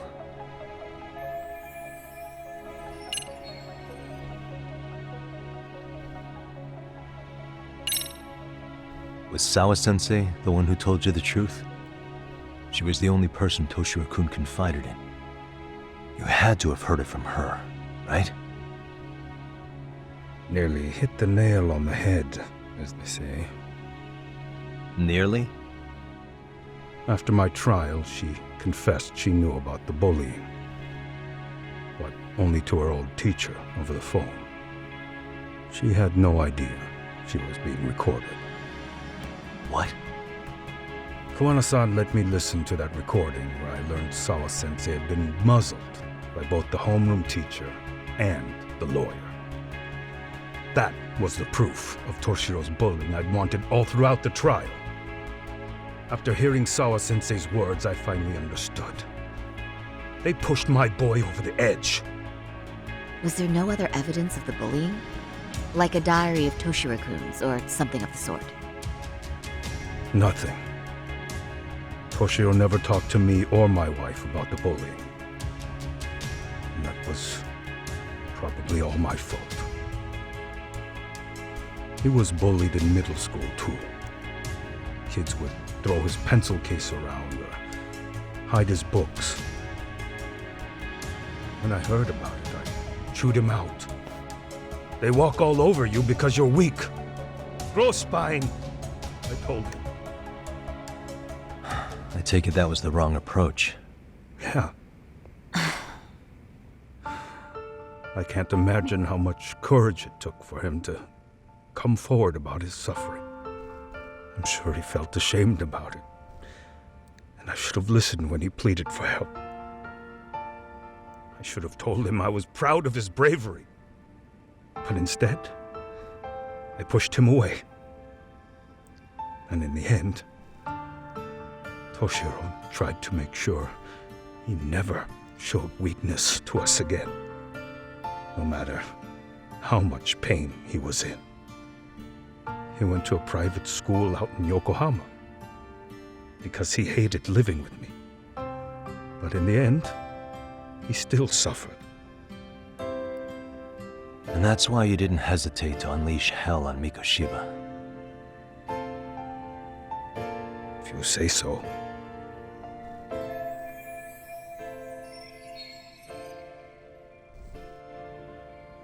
So the first time Kawana showed up was when he let you listen to the phone call with Sawa-sensei, right? Yes. He approached me and asked me if I still wanted justice for my son. I was in uniform when he came to me too. Very bold, but it paid off. I owe him a debt of gratitude. He reassured me he had already taken care of multiple individuals like Goshiba, and that he'd urged other families to avenge the children they lost to bullying. He'd tell them that simply being branded a bully wasn't enough. He promised to deliver real justice. If justice can be served at one's own discretion, laws would cease to serve their function. If the law isn't fair to everyone, no one will obey it. The law is only able to help the powerless because it can't be swayed by money, force, or anything else. Then tell me, what's the solution when the law fails to punish someone who laughs in its face? To overlook those the law won't judge is to abandon those the law couldn't protect. To render justice with confidence, you require sufficient evidence. Some of the victims' families refused Kawana's offer of revenge, telling him it would be unforgivable. But even after rejecting his offer, not a one reported Kawana-san to the police. Do you understand what that implies? Whether you follow through with revenge or not, Kawana-san presents a solution that resonates with people. Being that the law is unfair and imperfect. Am I wrong about that? No, you're not. But we're fighting to make it as fair as we can. Laws have to change until they are perfect.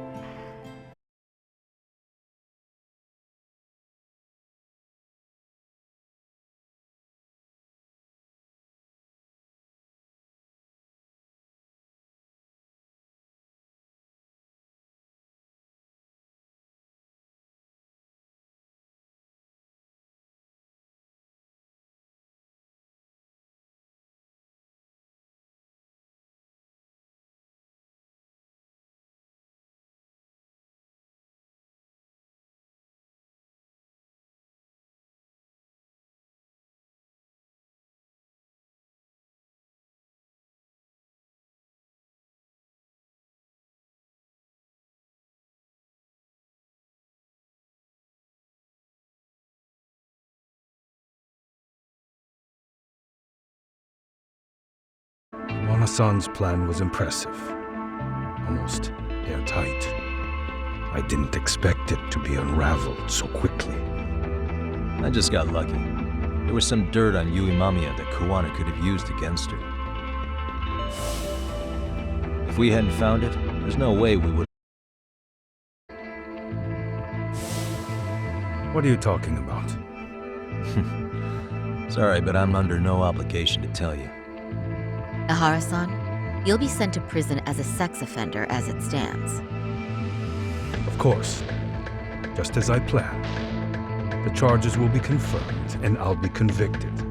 As for the police and the prosecution, they wouldn't be able to admit they made a mistake.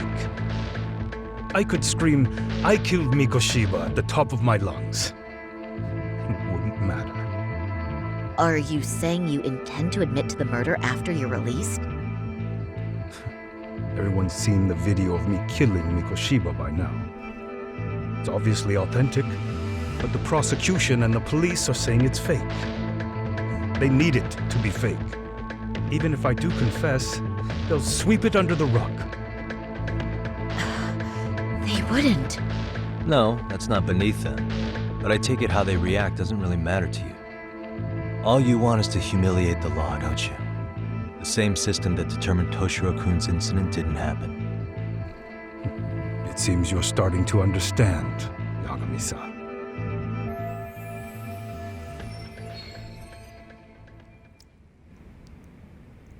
If the prosecution wanted to charge me for Mikoshiba's murder, then they'd have to retract the battery verdict. And that would mean admitting to a massive blunder by the court at the hands of a criminal. It would be chaos. Despite knowing who murdered Mikoshiba, no one would know what to make of the case. Wouldn't that just be wonderful? I hear you. And I even get why you'd feel pretty proud of accomplishing that. Do you? But in this case, the guys pretty much grabbed the tiger by the tail. What tiger's tail? Someone's issuing orders to the thugs in Kamurocho from behind the scenes. He's the tiger in this case. And they've been closing in on your partner, Kawana. And Sawa-sensei got in their path. I'm sure you get the newspaper in here, right? You know, don't you? Sawa-sensei was killed after the thugs broke into her home. All because she got involved with Kawana. I'm aware she was killed. But this is the first I'm hearing of the reason why. And by thugs, you mean RK? Yeah, but we don't know why they're going after Kawana. Any ideas? No way I'd know. You think it could be because she got mixed up in your deadly little game? Excuse me? That's what getting away with murder really looks like. The more you perpetuate the lie, the greater the rift you create. And then, the unthinkable happens. Kawana killed others besides Mikoshiba. You said so yourself. That's what brought the angry tiger into play. And if Sawa-sensei ended up paying for that instead, then how can you begin to believe your vengeance is fair? Because she gave false testimony. She lied in court to say Toshiro was never bullied. She couldn't name Mikoshiba, who was a minor at the time, without evidence. What's more, she was haunted by her testimony, always second-guessing if she did the right thing. But now she's been killed. Somehow that's acceptable to you? I'm gonna clear up what happened to Sawa-sensei, just like you did for Toshiro-kun. How? By going public with everything you and Kawana did. The first step is to appeal the sexual battery and undo this whole lie. You never groped Yui Mamiya. That's one crime you're innocent of, Ehara-san. The court's verdict was incorrect. So please give us the chance to appeal. We can prove your innocence. What on earth would I get out of that? You get to humiliate the court again. Besides, what are you gonna do for the next half a year in a cell? Fine. Do what you want. But just know this.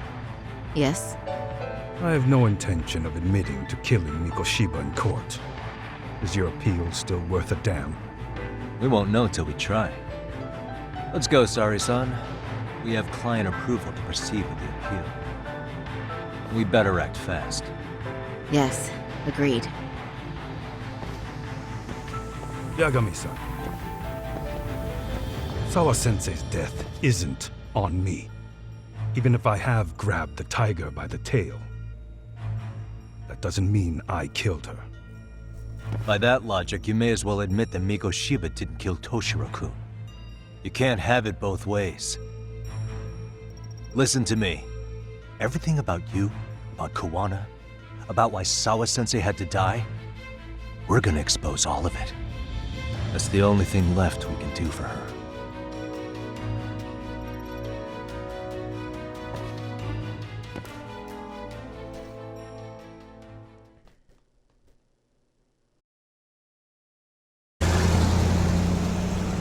I'm going to fill Genda-sensei in on what happened.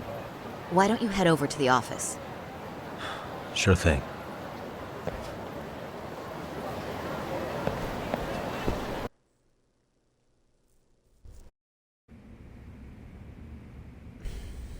So then, Ihara admitted to killing Mikoshiba, did he?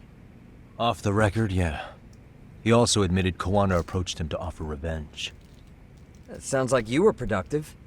It's enough for us to move forward with the appeal, I'd say. How does that sound, Genda-sensei? Genda-sensei?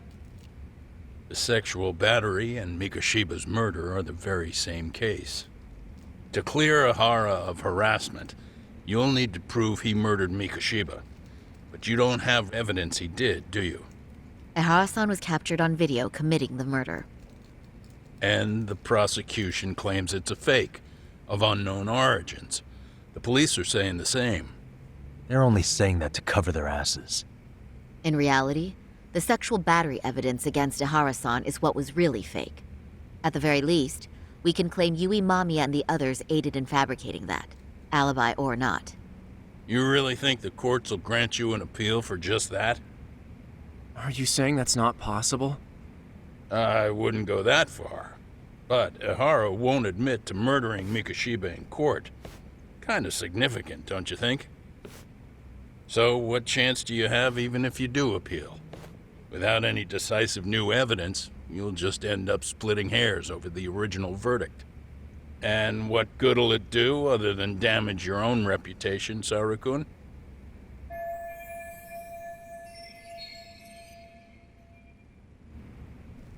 To be honest with you, I feel like I've been deeply underestimated. What? Saori-san, are you actually mad? Yes. As a matter of fact, I am. You have every right to be. Listen, Sensei. Ihara and Kawana devised this plan knowing full well they could manipulate the justice system. Have we not fallen right into their trap? If we take pity on the prosecution now, we play right into their hand. True. So how can we worry about reputation when our duty as lawyers is to face the law? I understand where you're coming from, and you're right to think it, but... And another thing.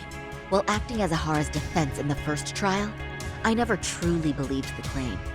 I didn't trust the person I was defending, and I felt sick to my stomach even being in the courtroom. Saori-san. Ihara likely saw right through that. He probably took great delight in our myopic dedication to the law. And I won't stand for that. I'm gonna show him exactly what I can do. What about you, Yagami? I want to hear your thoughts.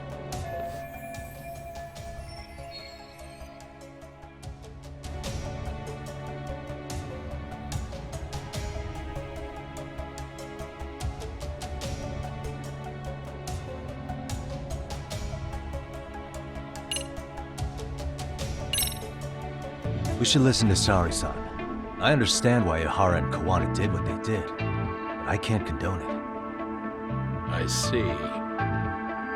So you feel it too, huh? Yes. Although my motivation may not be as righteous as Saori-san's. What do you mean? Mikoshiba's murder, the fake groping alibi, the one behind it all was Kawana, and he's in hiding. We need to shine enough light on him that the public can see what he is.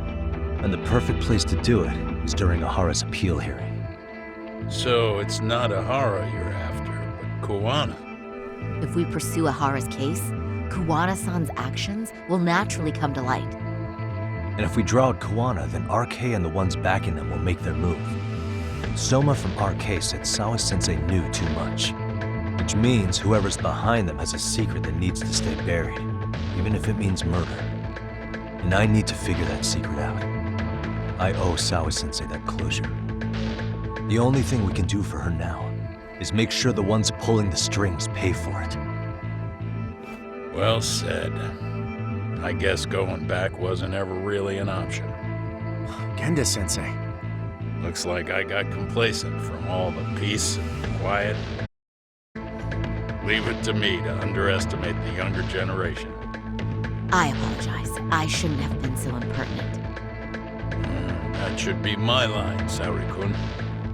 I suppose I have to make up my mind after all that, don't I? Get out there and do what needs to be done.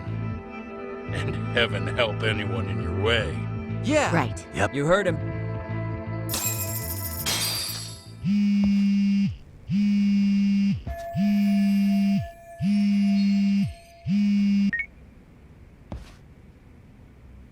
Hello? Yagamishi, are you still in Kamurocho? Yeah, why? What's up? I'm afraid RK seems to be amassing in Ijincho. It's very bizarre. Are they now? Yeah, I can't shake the feeling that the officers like Soma and Akutsu are still in town. You think so? If I was Soma, I'd have left Ijincho by now. He's a person of interest in Sawa-sensei. I see. That does make sense. Things are settling into place here, though. I'm heading back to Ijincho with Sugiura. We got a lot to go over with you when I get back. Wonder what it could be. Okay, see you soon then.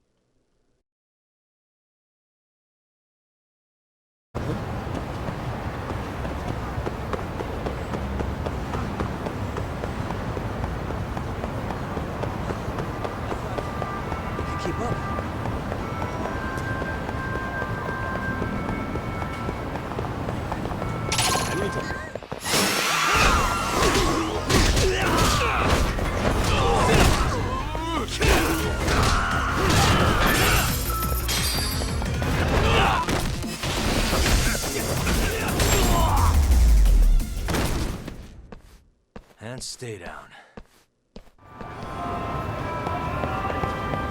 Yeah, let's go.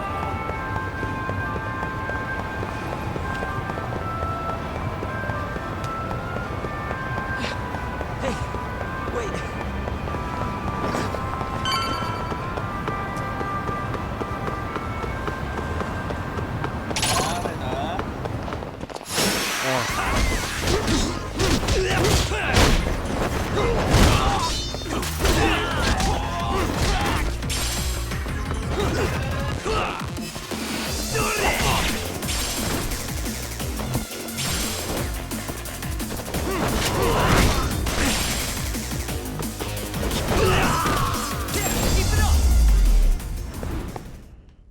Really, guys?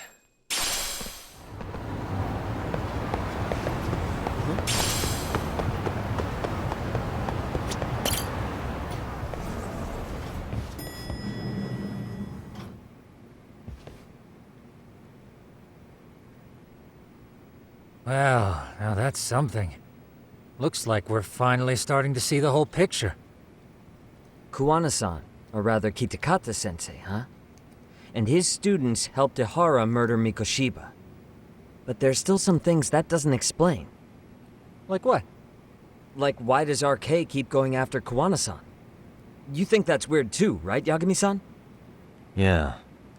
That's the piece of the puzzle that'll lead us to why Sawa-sensei got killed.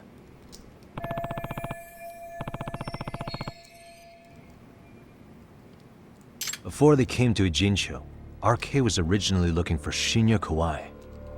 But when they found out he might have been killed, they suddenly shifted gears to Kawana. So what are they trying to accomplish? We can guess all we want, but that's not gonna get us anywhere. Shouldn't we ask someone in RK directly? They're strengthening their numbers in Ijincho as we speak. The goons at the bottom rung aren't gonna be in the know on that, though. Though if Akatsu or Soma were around, then we might get somewhere. That's true. Sitting around here won't get us any further. I'm gonna head into the city for a bit. I'm quick on my feet. That's about all I have going for me right now. How modest of you. Yeah, don't say that, Yagami-shi. Otherwise, what ground do we have to stand on?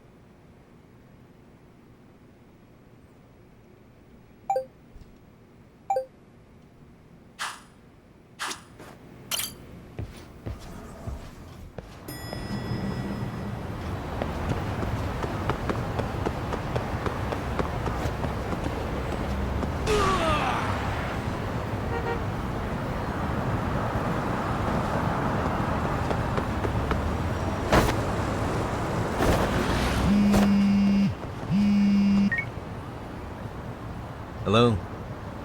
It's Shirosaki. Do you have a minute, Yagami-san? Yeah, what's up? I was thinking back on our interview with Ihara-san, and something he said isn't sitting right with me. So I wanted to ask your opinion. Which part felt off? The part about Kuwana approaching other bullying victims besides Ihara-san to offer revenge. Ihara-san also mentioned that most of them rejected his offer, but never went to the police either. Yeah, and? Well, wasn't the first bully Kuwana killed his own student? Shinya Kawai, I mean. Tormented by his bullies, Mitsuru Kusumoto's leap left him in a coma to this day. That event was the catalyst for Kuwana's actions, so wouldn't he have approached his parents about revenge too? Mitsuru Kusumoto's parents? You're talking about his mother, Reiko Kusumoto, right?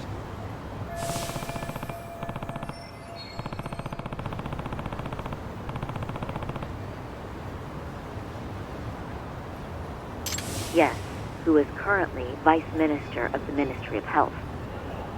If she accepted or is even an accessory to a revenge plot against Kawai, then there's no way she'd ever want that secret to get out.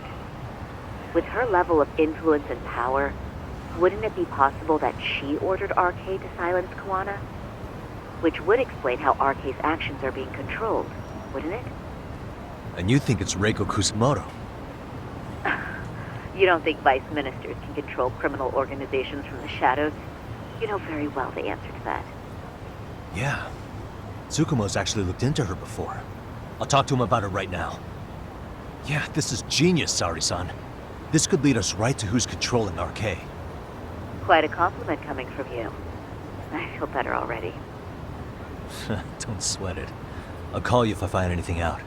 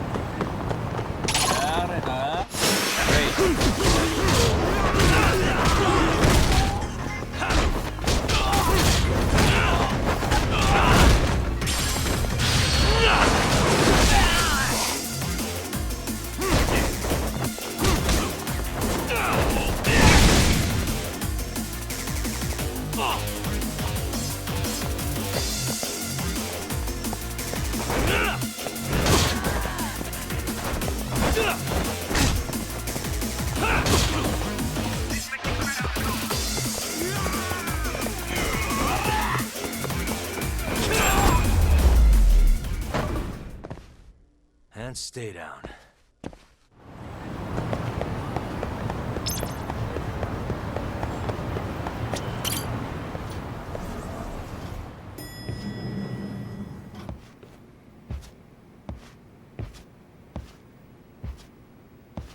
Yagami-san, back already? That was quick. I figured you'd be out in the town until evening. Well, the day's not over yet. I need you to look into Reiko Kusamoto again. She might be the one behind RK. Really? Yeah. Can you pull up the picture of her you showed me last time?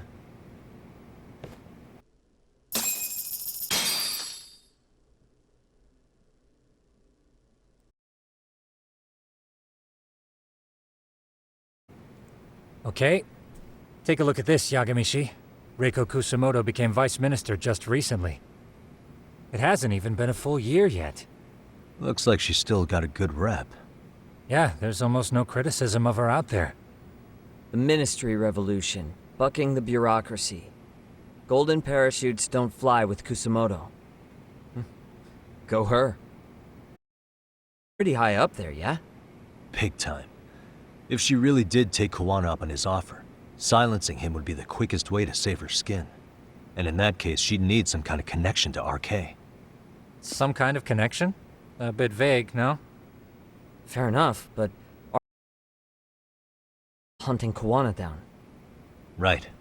And after killing Sawa-sensei, they tried to kill me, too. Still, no matter how dangerous the gang, murder is a risky proposition. Then again, if someone's pulling the strings, they have a lot less to worry about. Especially if that someone has vice minister status. Well, the internet's not gonna give us much else. How about we do our usual thing? Go straight to the source. Maybe we should. Would it really be that easy to get a meeting with someone like her? Mitsuru Kusamoto's still in a coma, right? Yes? If he's in a hospital, we can catch her by surprise there. I get you. That might work. Huh. What's this now? What's what now? Breaking news from the net. It says manhunt for Sawa-sensei's murderer. And? It's hitting the network news, too. The person they're after is... Wanted for the murder of private school teacher Yoko Sawa in her own apartment, Kanagawa PD is conducting a search for the suspect, self-proclaimed handyman Yu Kitakata. Why are they looking for Kawana? Shouldn't they be after Soma? Sawa-san's former teacher before and after the incident. It's also surfaced that he's been using a false identity for over a decade. The police are hopeful that their search will turn up some sort of connection to Sawa-san.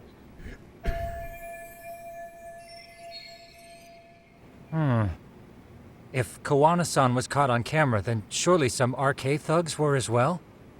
Yeah, I think so. On that note, I should have been in the footage too.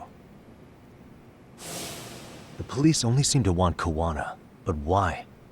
Guess we'll have to ask them ourselves. Ask who? Detective Watanabe from Kanagawa PD. He was the guy in charge of Mikoshiba's murder.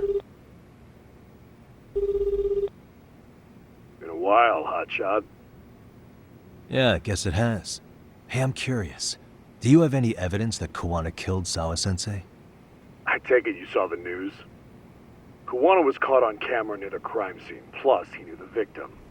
And if that's not enough, he was using a fake name. How's that for evidence? But I saw Soma holding an ice pick up to Sawa-sensei. Plus, there were RK footprints all over the scene. So why is Kawana the only suspect? Because the big boys with big balls at HQ said so.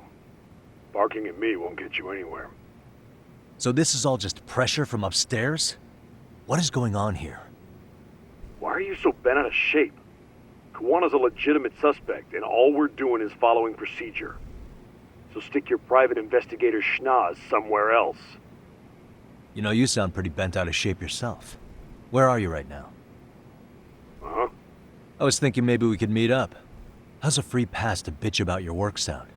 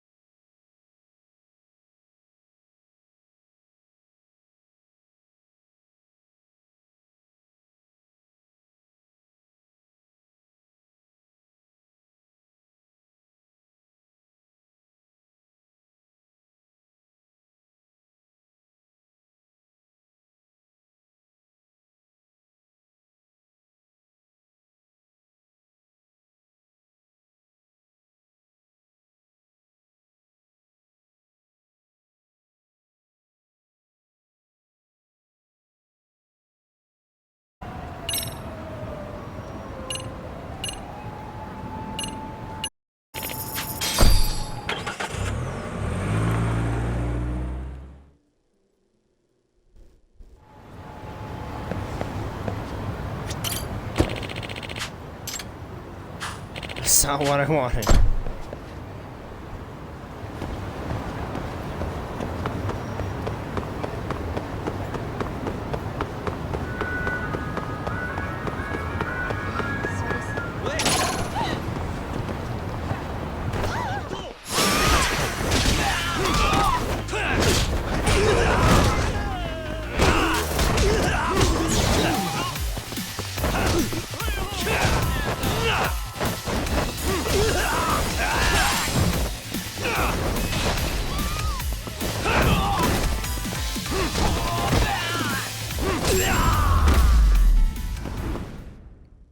Really, guys?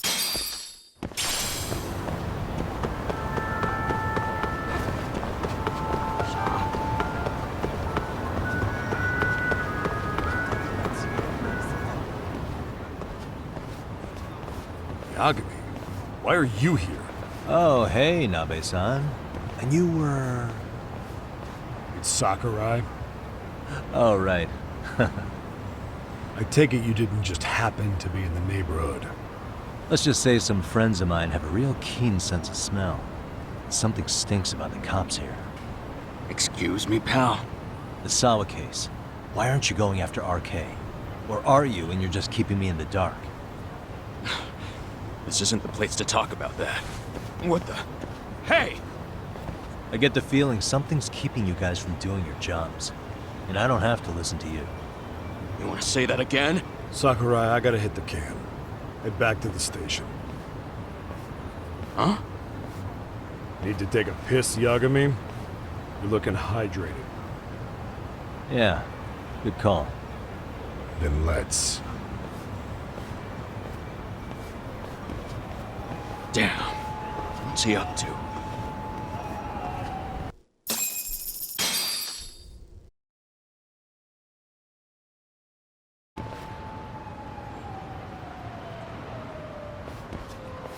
Nice spot you brought me to.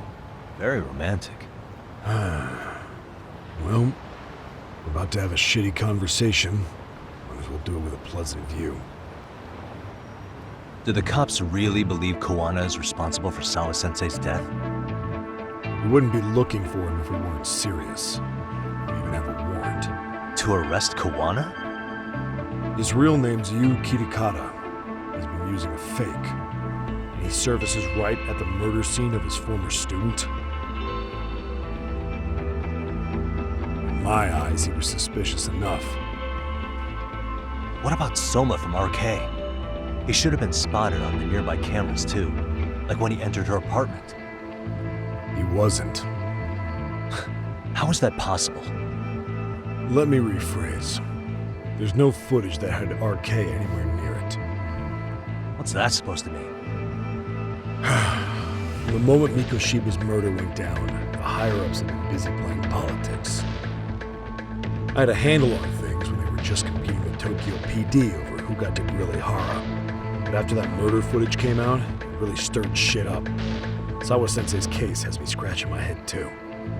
Someone at the top is trying to keep details under wraps. And they think it'll work even in this day and age.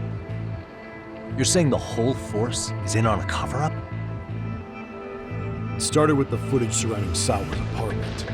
Someone on the inside erased it. Any footage that had the RK guys tagged in it is totally wiped.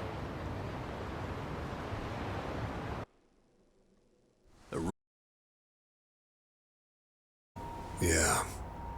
You heard me. Kawana leaving her place is all that's left. Even the parts where you show up are long gone. Before and after, the only person that the cameras pin the crime on is Kawana himself. Who would go so far to erase the footage? Who would do something like that? It's time to let it go, Yagami. Mikoshiba's case and Sawa-sensei's case, they're closing the book. And to tie up the loose ends, and this is the shitty part, Kawana has to die in an accident. What? Soon as they track him down, they'll put him into custody and then blame it on negligence. They'll say he resisted arrest and died in the struggle, I guess. Someone clearly wants Kawana gone, and they have the power to do it. Come on. Who could have that power? Kawana is clearly a target of someone higher up. Even if he sees it coming, he won't be able to stop it. As far as I'm concerned, the case is closed. You wouldn't understand until you've been on the force. When the team you're playing for is rotten to the core, all you can do is look the other way. As for me, I'll stick to the cut and dry cases for a while. That's what'll keep me an honest cop. That's bullshit! You'll shut the lid on the trash, ignore the smell of the rot coming from inside, and go on pretending it's justice? And then you call that being an honest cop? Asshole. Did you forget that you were talking to a detective?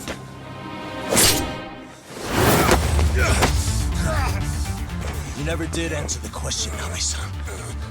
Who had the authority to erase the security cameras? Who wants Kawana dead so bad that they do it inside? Even if I told you, what the fuck could you do about it, detective? Smartass! Leave it alone, Yagami. It's for your own good. Is that your call? Well, I think I'll be the judge of that. You little piece of shit! I've had enough!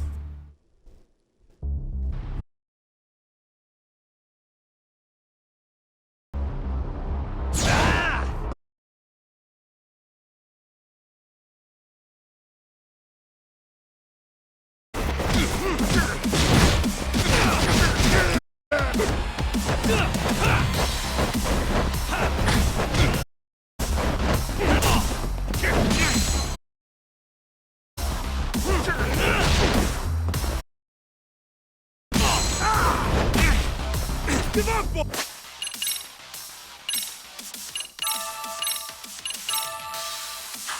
Already!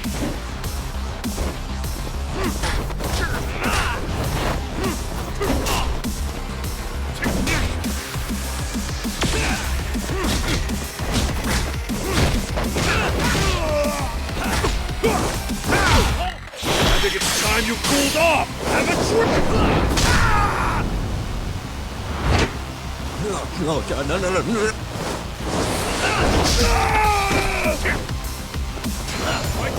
What in?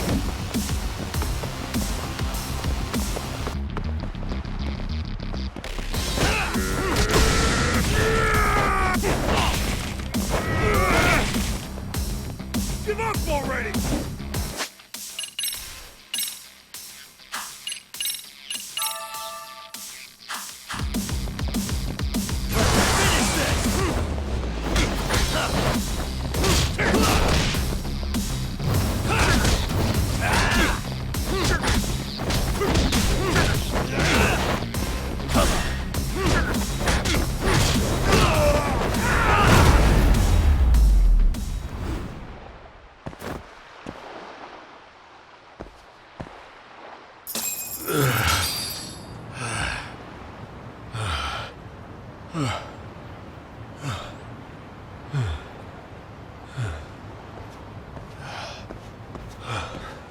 They broke the lock and forced their way into Sawa-sensei's place. That's when Soma came in. I'm sure she was terrified. They were pointing an ice pick at her. When I found her, her eyes were still open. I could see the tears. Yet the police are going after Kawana instead of Soma. And the cops that were there know he isn't a suspect, but say their hands are tied. So it'll be my voice you hear instead of hers. And when they come to silence me, I'll know who the puppet masters are.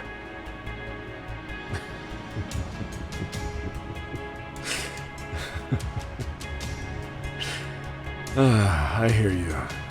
And you're probably right. And if you have any idea who might be pulling the strings, I need you to tell me before it's too late. Is there anyone on the force who would want Kawana dead? The moment we opened Sawa-sensei's case, the Kanagawa brass had a suspect file ready to go. They didn't point to your guy Soma. They named you Kitakata, alias Kawana the Handyman. Hilarious, isn't it? You were the first to the scene, which means the bigwigs pulled a suspect file before it even happened. Where'd the info about Kitakata come from? Not sure. But the National Police Agency said it came from public security. Public security?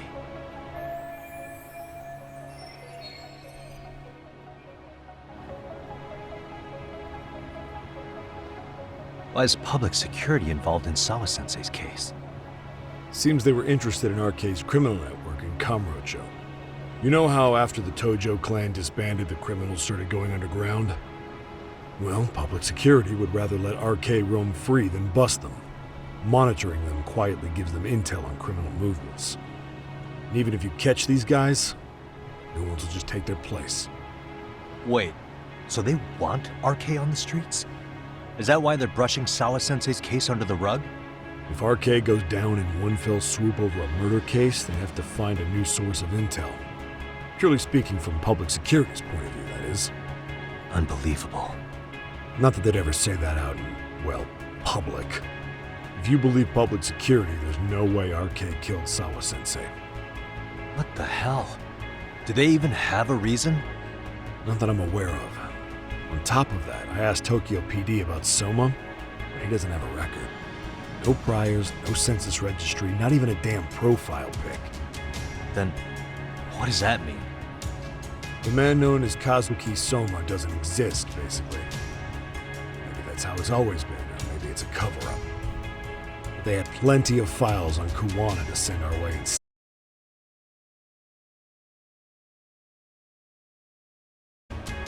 That doesn't make any sense. Look, Kawana's a scapegoat for RK. Public security wants to shut the curtains on Sawa-sensei's case with him. As far as they're concerned, with Kawana silenced, it'll all balance out. So that's what you meant by Kawana having an accident. Right. Better to flush your shit than keep a lid on it.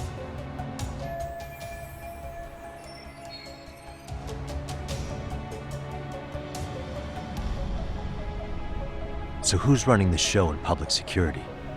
Do they have a name? I wasn't told, unfortunately.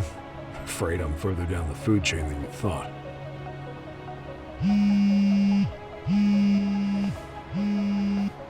Yeah, Watanabe speaking. Huh? Ijincho? Huh? Right. Got it. Call me if anything else comes up. Juana's been spotted. A witness reported seeing him in Ijincho. Seriously? He's back here? Couldn't say for sure. Where's he at? Fukutokucho, in Koreatown, where the Komijul hang out. Apparently it means spider web in Korean. You haven't seen it? It's made to look like it's abandoned.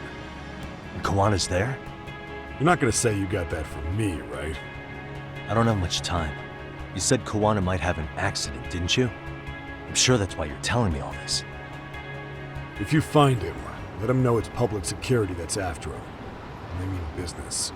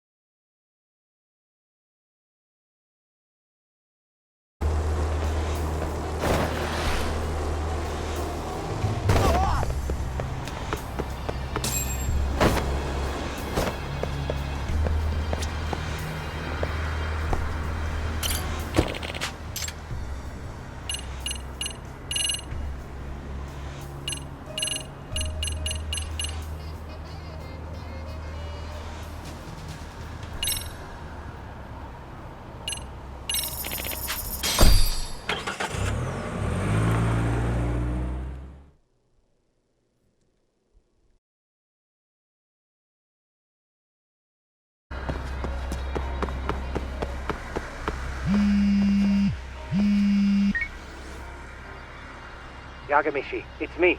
I have an update for you. It seems Kawana has been spotted in Ijincho. Yeah, in Komijul, right? I'm headed there now. Ah, fastidious as ever. But the police have already started blocking off Komijul. Already? They're probably going to surround the area and gradually close in on Kawana-san. What's your plan, Yagamishi? Public security is probably behind that. And according to Nabe-san, once they capture Kawana, he'll end up in an accident. An accident? Long story short, I need to find Kawana before the cops do. Can you navigate me to him? I most certainly can. For now, just keep heading toward Komijul. In the meantime, I'll be monitoring the surrounding area.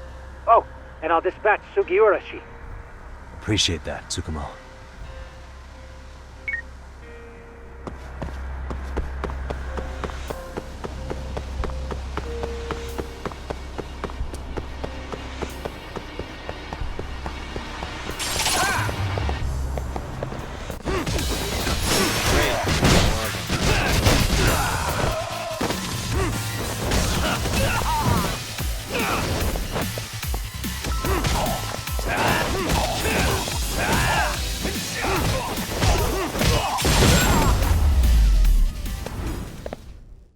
Really, guys?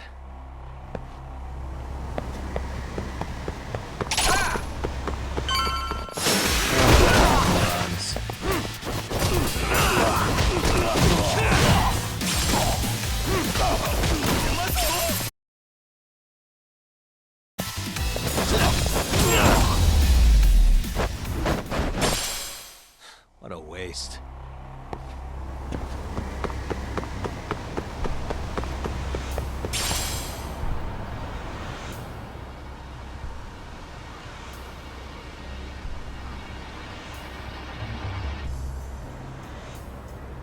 This is Tsukumo. Yagamishi, please come in. Hey, I think I'm in front of Komicho. Indeed you are. I can see you from the drone. Then you'll notice the cops block the road. Any way I can get in there? Not to worry. I've already looked into an infiltration route. Better be careful. Way to go. So, what should I do? Can you see the white car that's parked in front of the barricade? Yeah, I can. There's a really small gap on the side of the car. You should be able to fit through it. It'll be a tight squeeze, I'm sure, but I have no doubt in your agility, Yagamishi. Yeah, but what happens if I get spotted? You can leave that part to me. いたぞこっちだ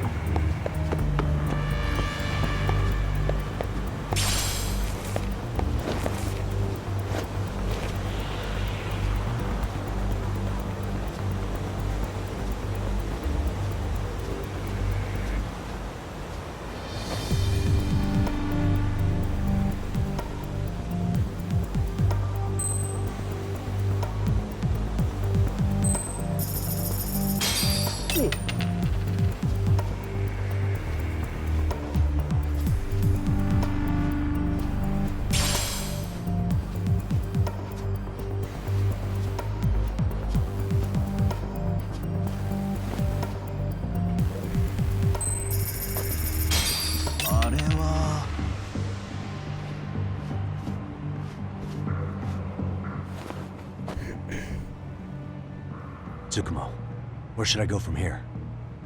Komijul proper seems to be located behind those construction fences. There's one door in the fence, so that's your best bet.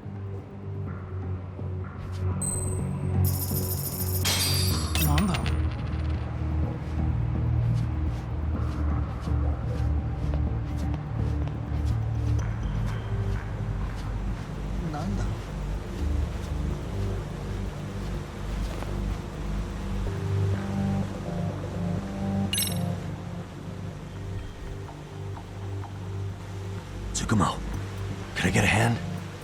Just leave it to me. いたぞこっちだ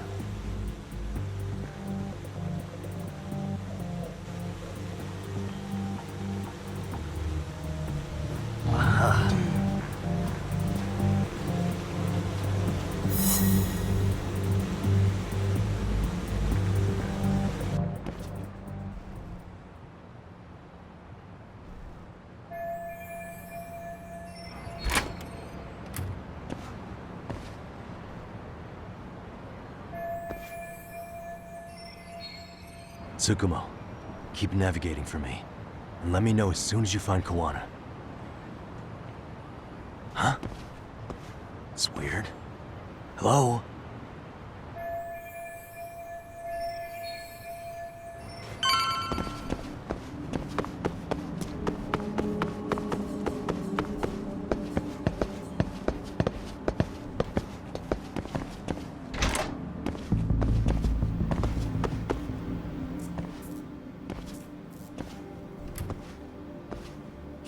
Sensei! Show yourself! Come on, get your ass out here! Relax with the yelling, will you? You're giving away our location. How am I supposed to relax? This shit's intense!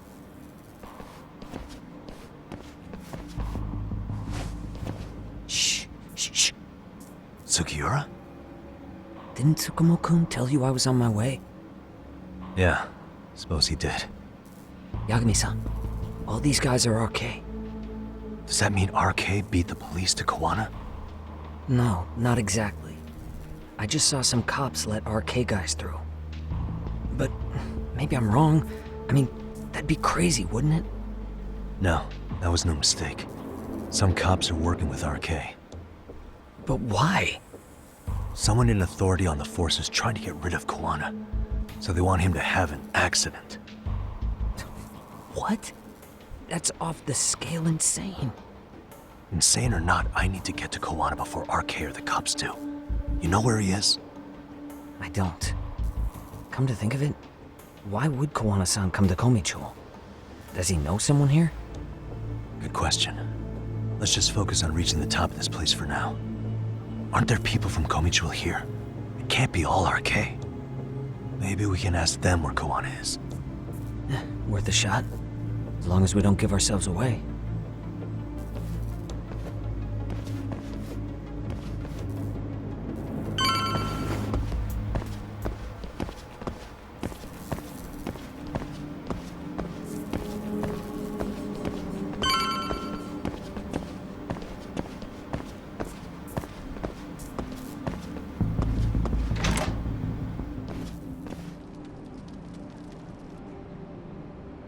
That looks like a lot of RK muscle to me, Yagami-san. Yeah, but if that many are out searching, the silver lining is that they don't have a lead on Kawana. True. We'll just have to stay one step ahead of them then. I don't see anywhere else we can go, so let's go up those stairs.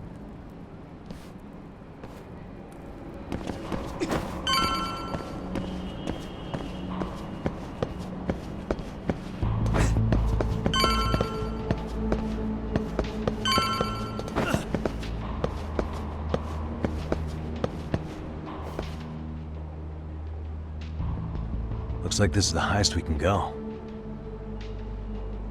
Yagami-san, we've got RK coming in from below too. Let's find another route on this floor. Hey.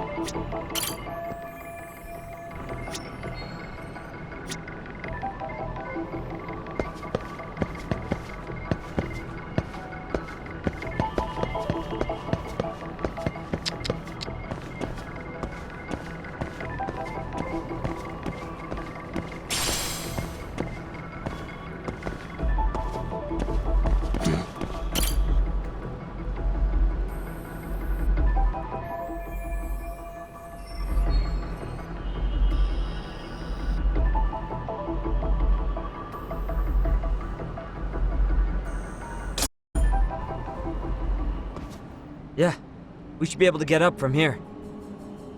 Yeah. There we go.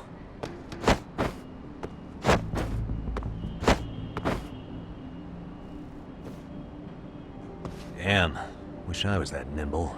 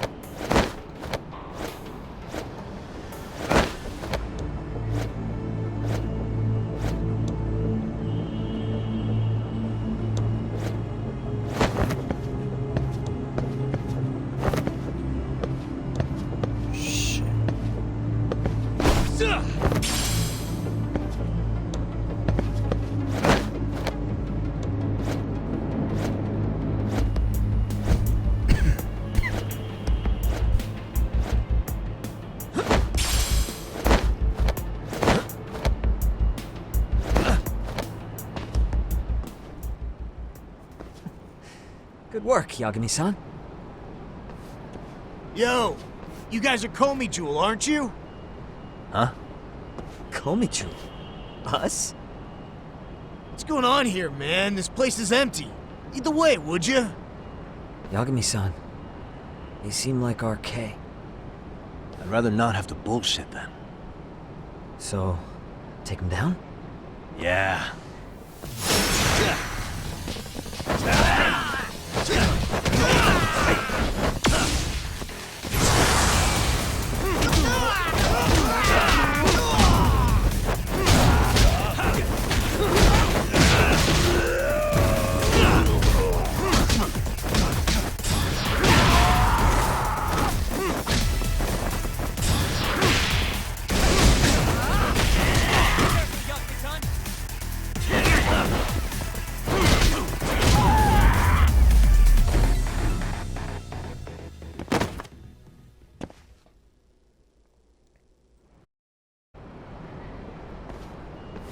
Yagami-san, looks like the top floor is up ahead.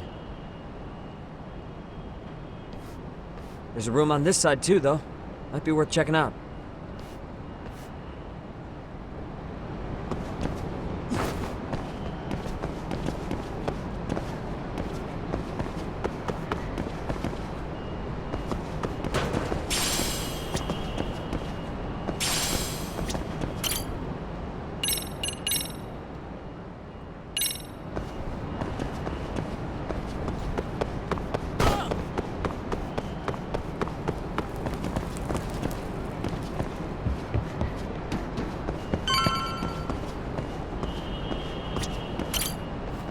I wish we'd had some sign of Kawana-san, but maybe we'll still get lucky?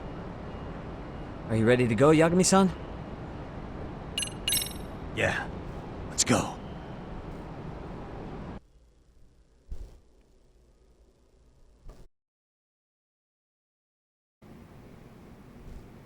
Man, where is this fucking guy? This shit's taking forever. Yeah, it's not like anyone else is here. You think the cops got it wrong? Then what do? Keep looking? Is there a fucking point? Seems like Kawana-san's giving them a slip. What's the plan now? Let's find out what RK's gonna do when they catch Kawana.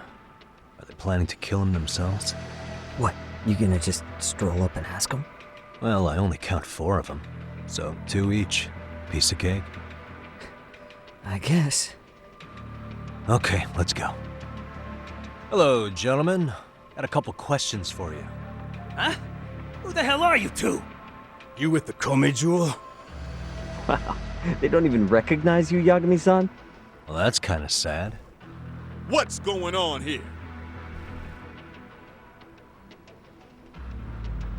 Huh? Yagami-san? I don't think it's just 2 each anymore. Yagami! Hey! That's the detective from Kamurocho! A detective? Just get him! They're with Kitakata! Fuck yeah! Let's get it started. Hope you're ready to die! I've been waiting for this shit!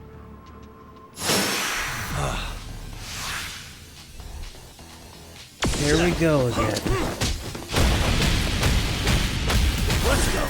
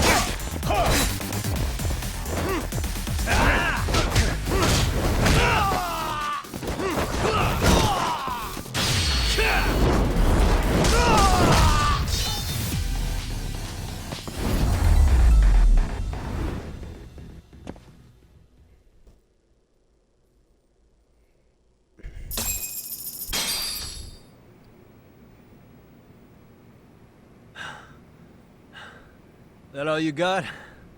I thought there were more of you guys. Let's not jinx it, man. You guys came looking for Kuwana, right? What were you gonna do to him? We were just told to catch him. Not sure what comes after that. You sure the plan wasn't to kill him? I said I don't know! Who gave the order here? Soma? It was Akusa-san. Probably on Soma-san's orders, though. Hey, Yagami-san?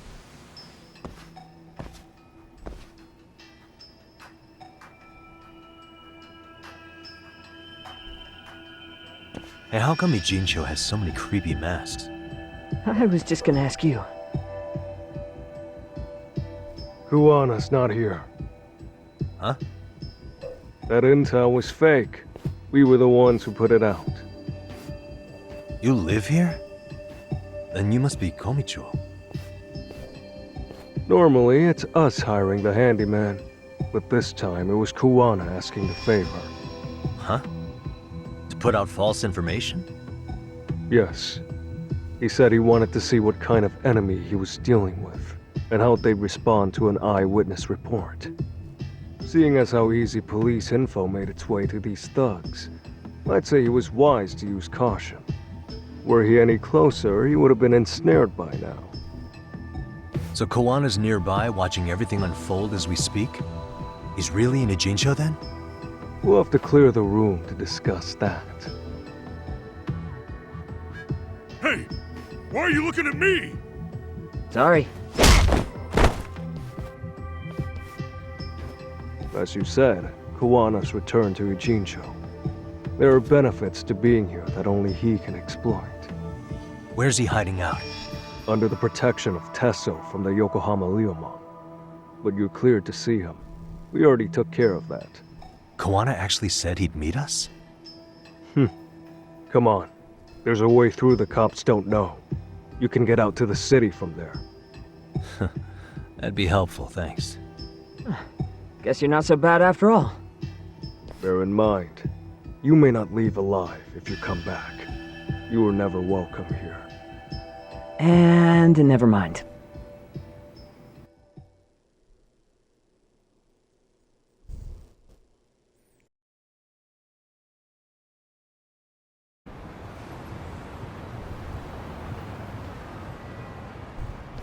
So, where do we find Kuwana-san? I'm sure the Ryumon will lead us to him. Just so happens I've got a brother there named Tesso. Oh, what? Now let's get there before Kuwana changes his mind.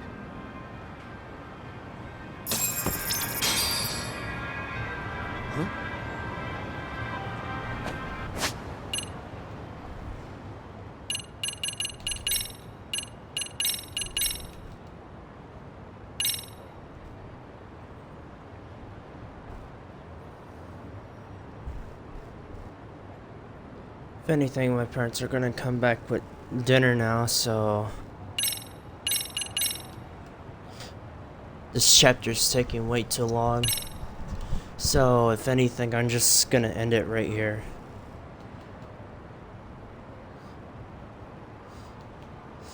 If my cousin ever gets on Black Ops 4, then I can actually stream one more time before I end up going to bed.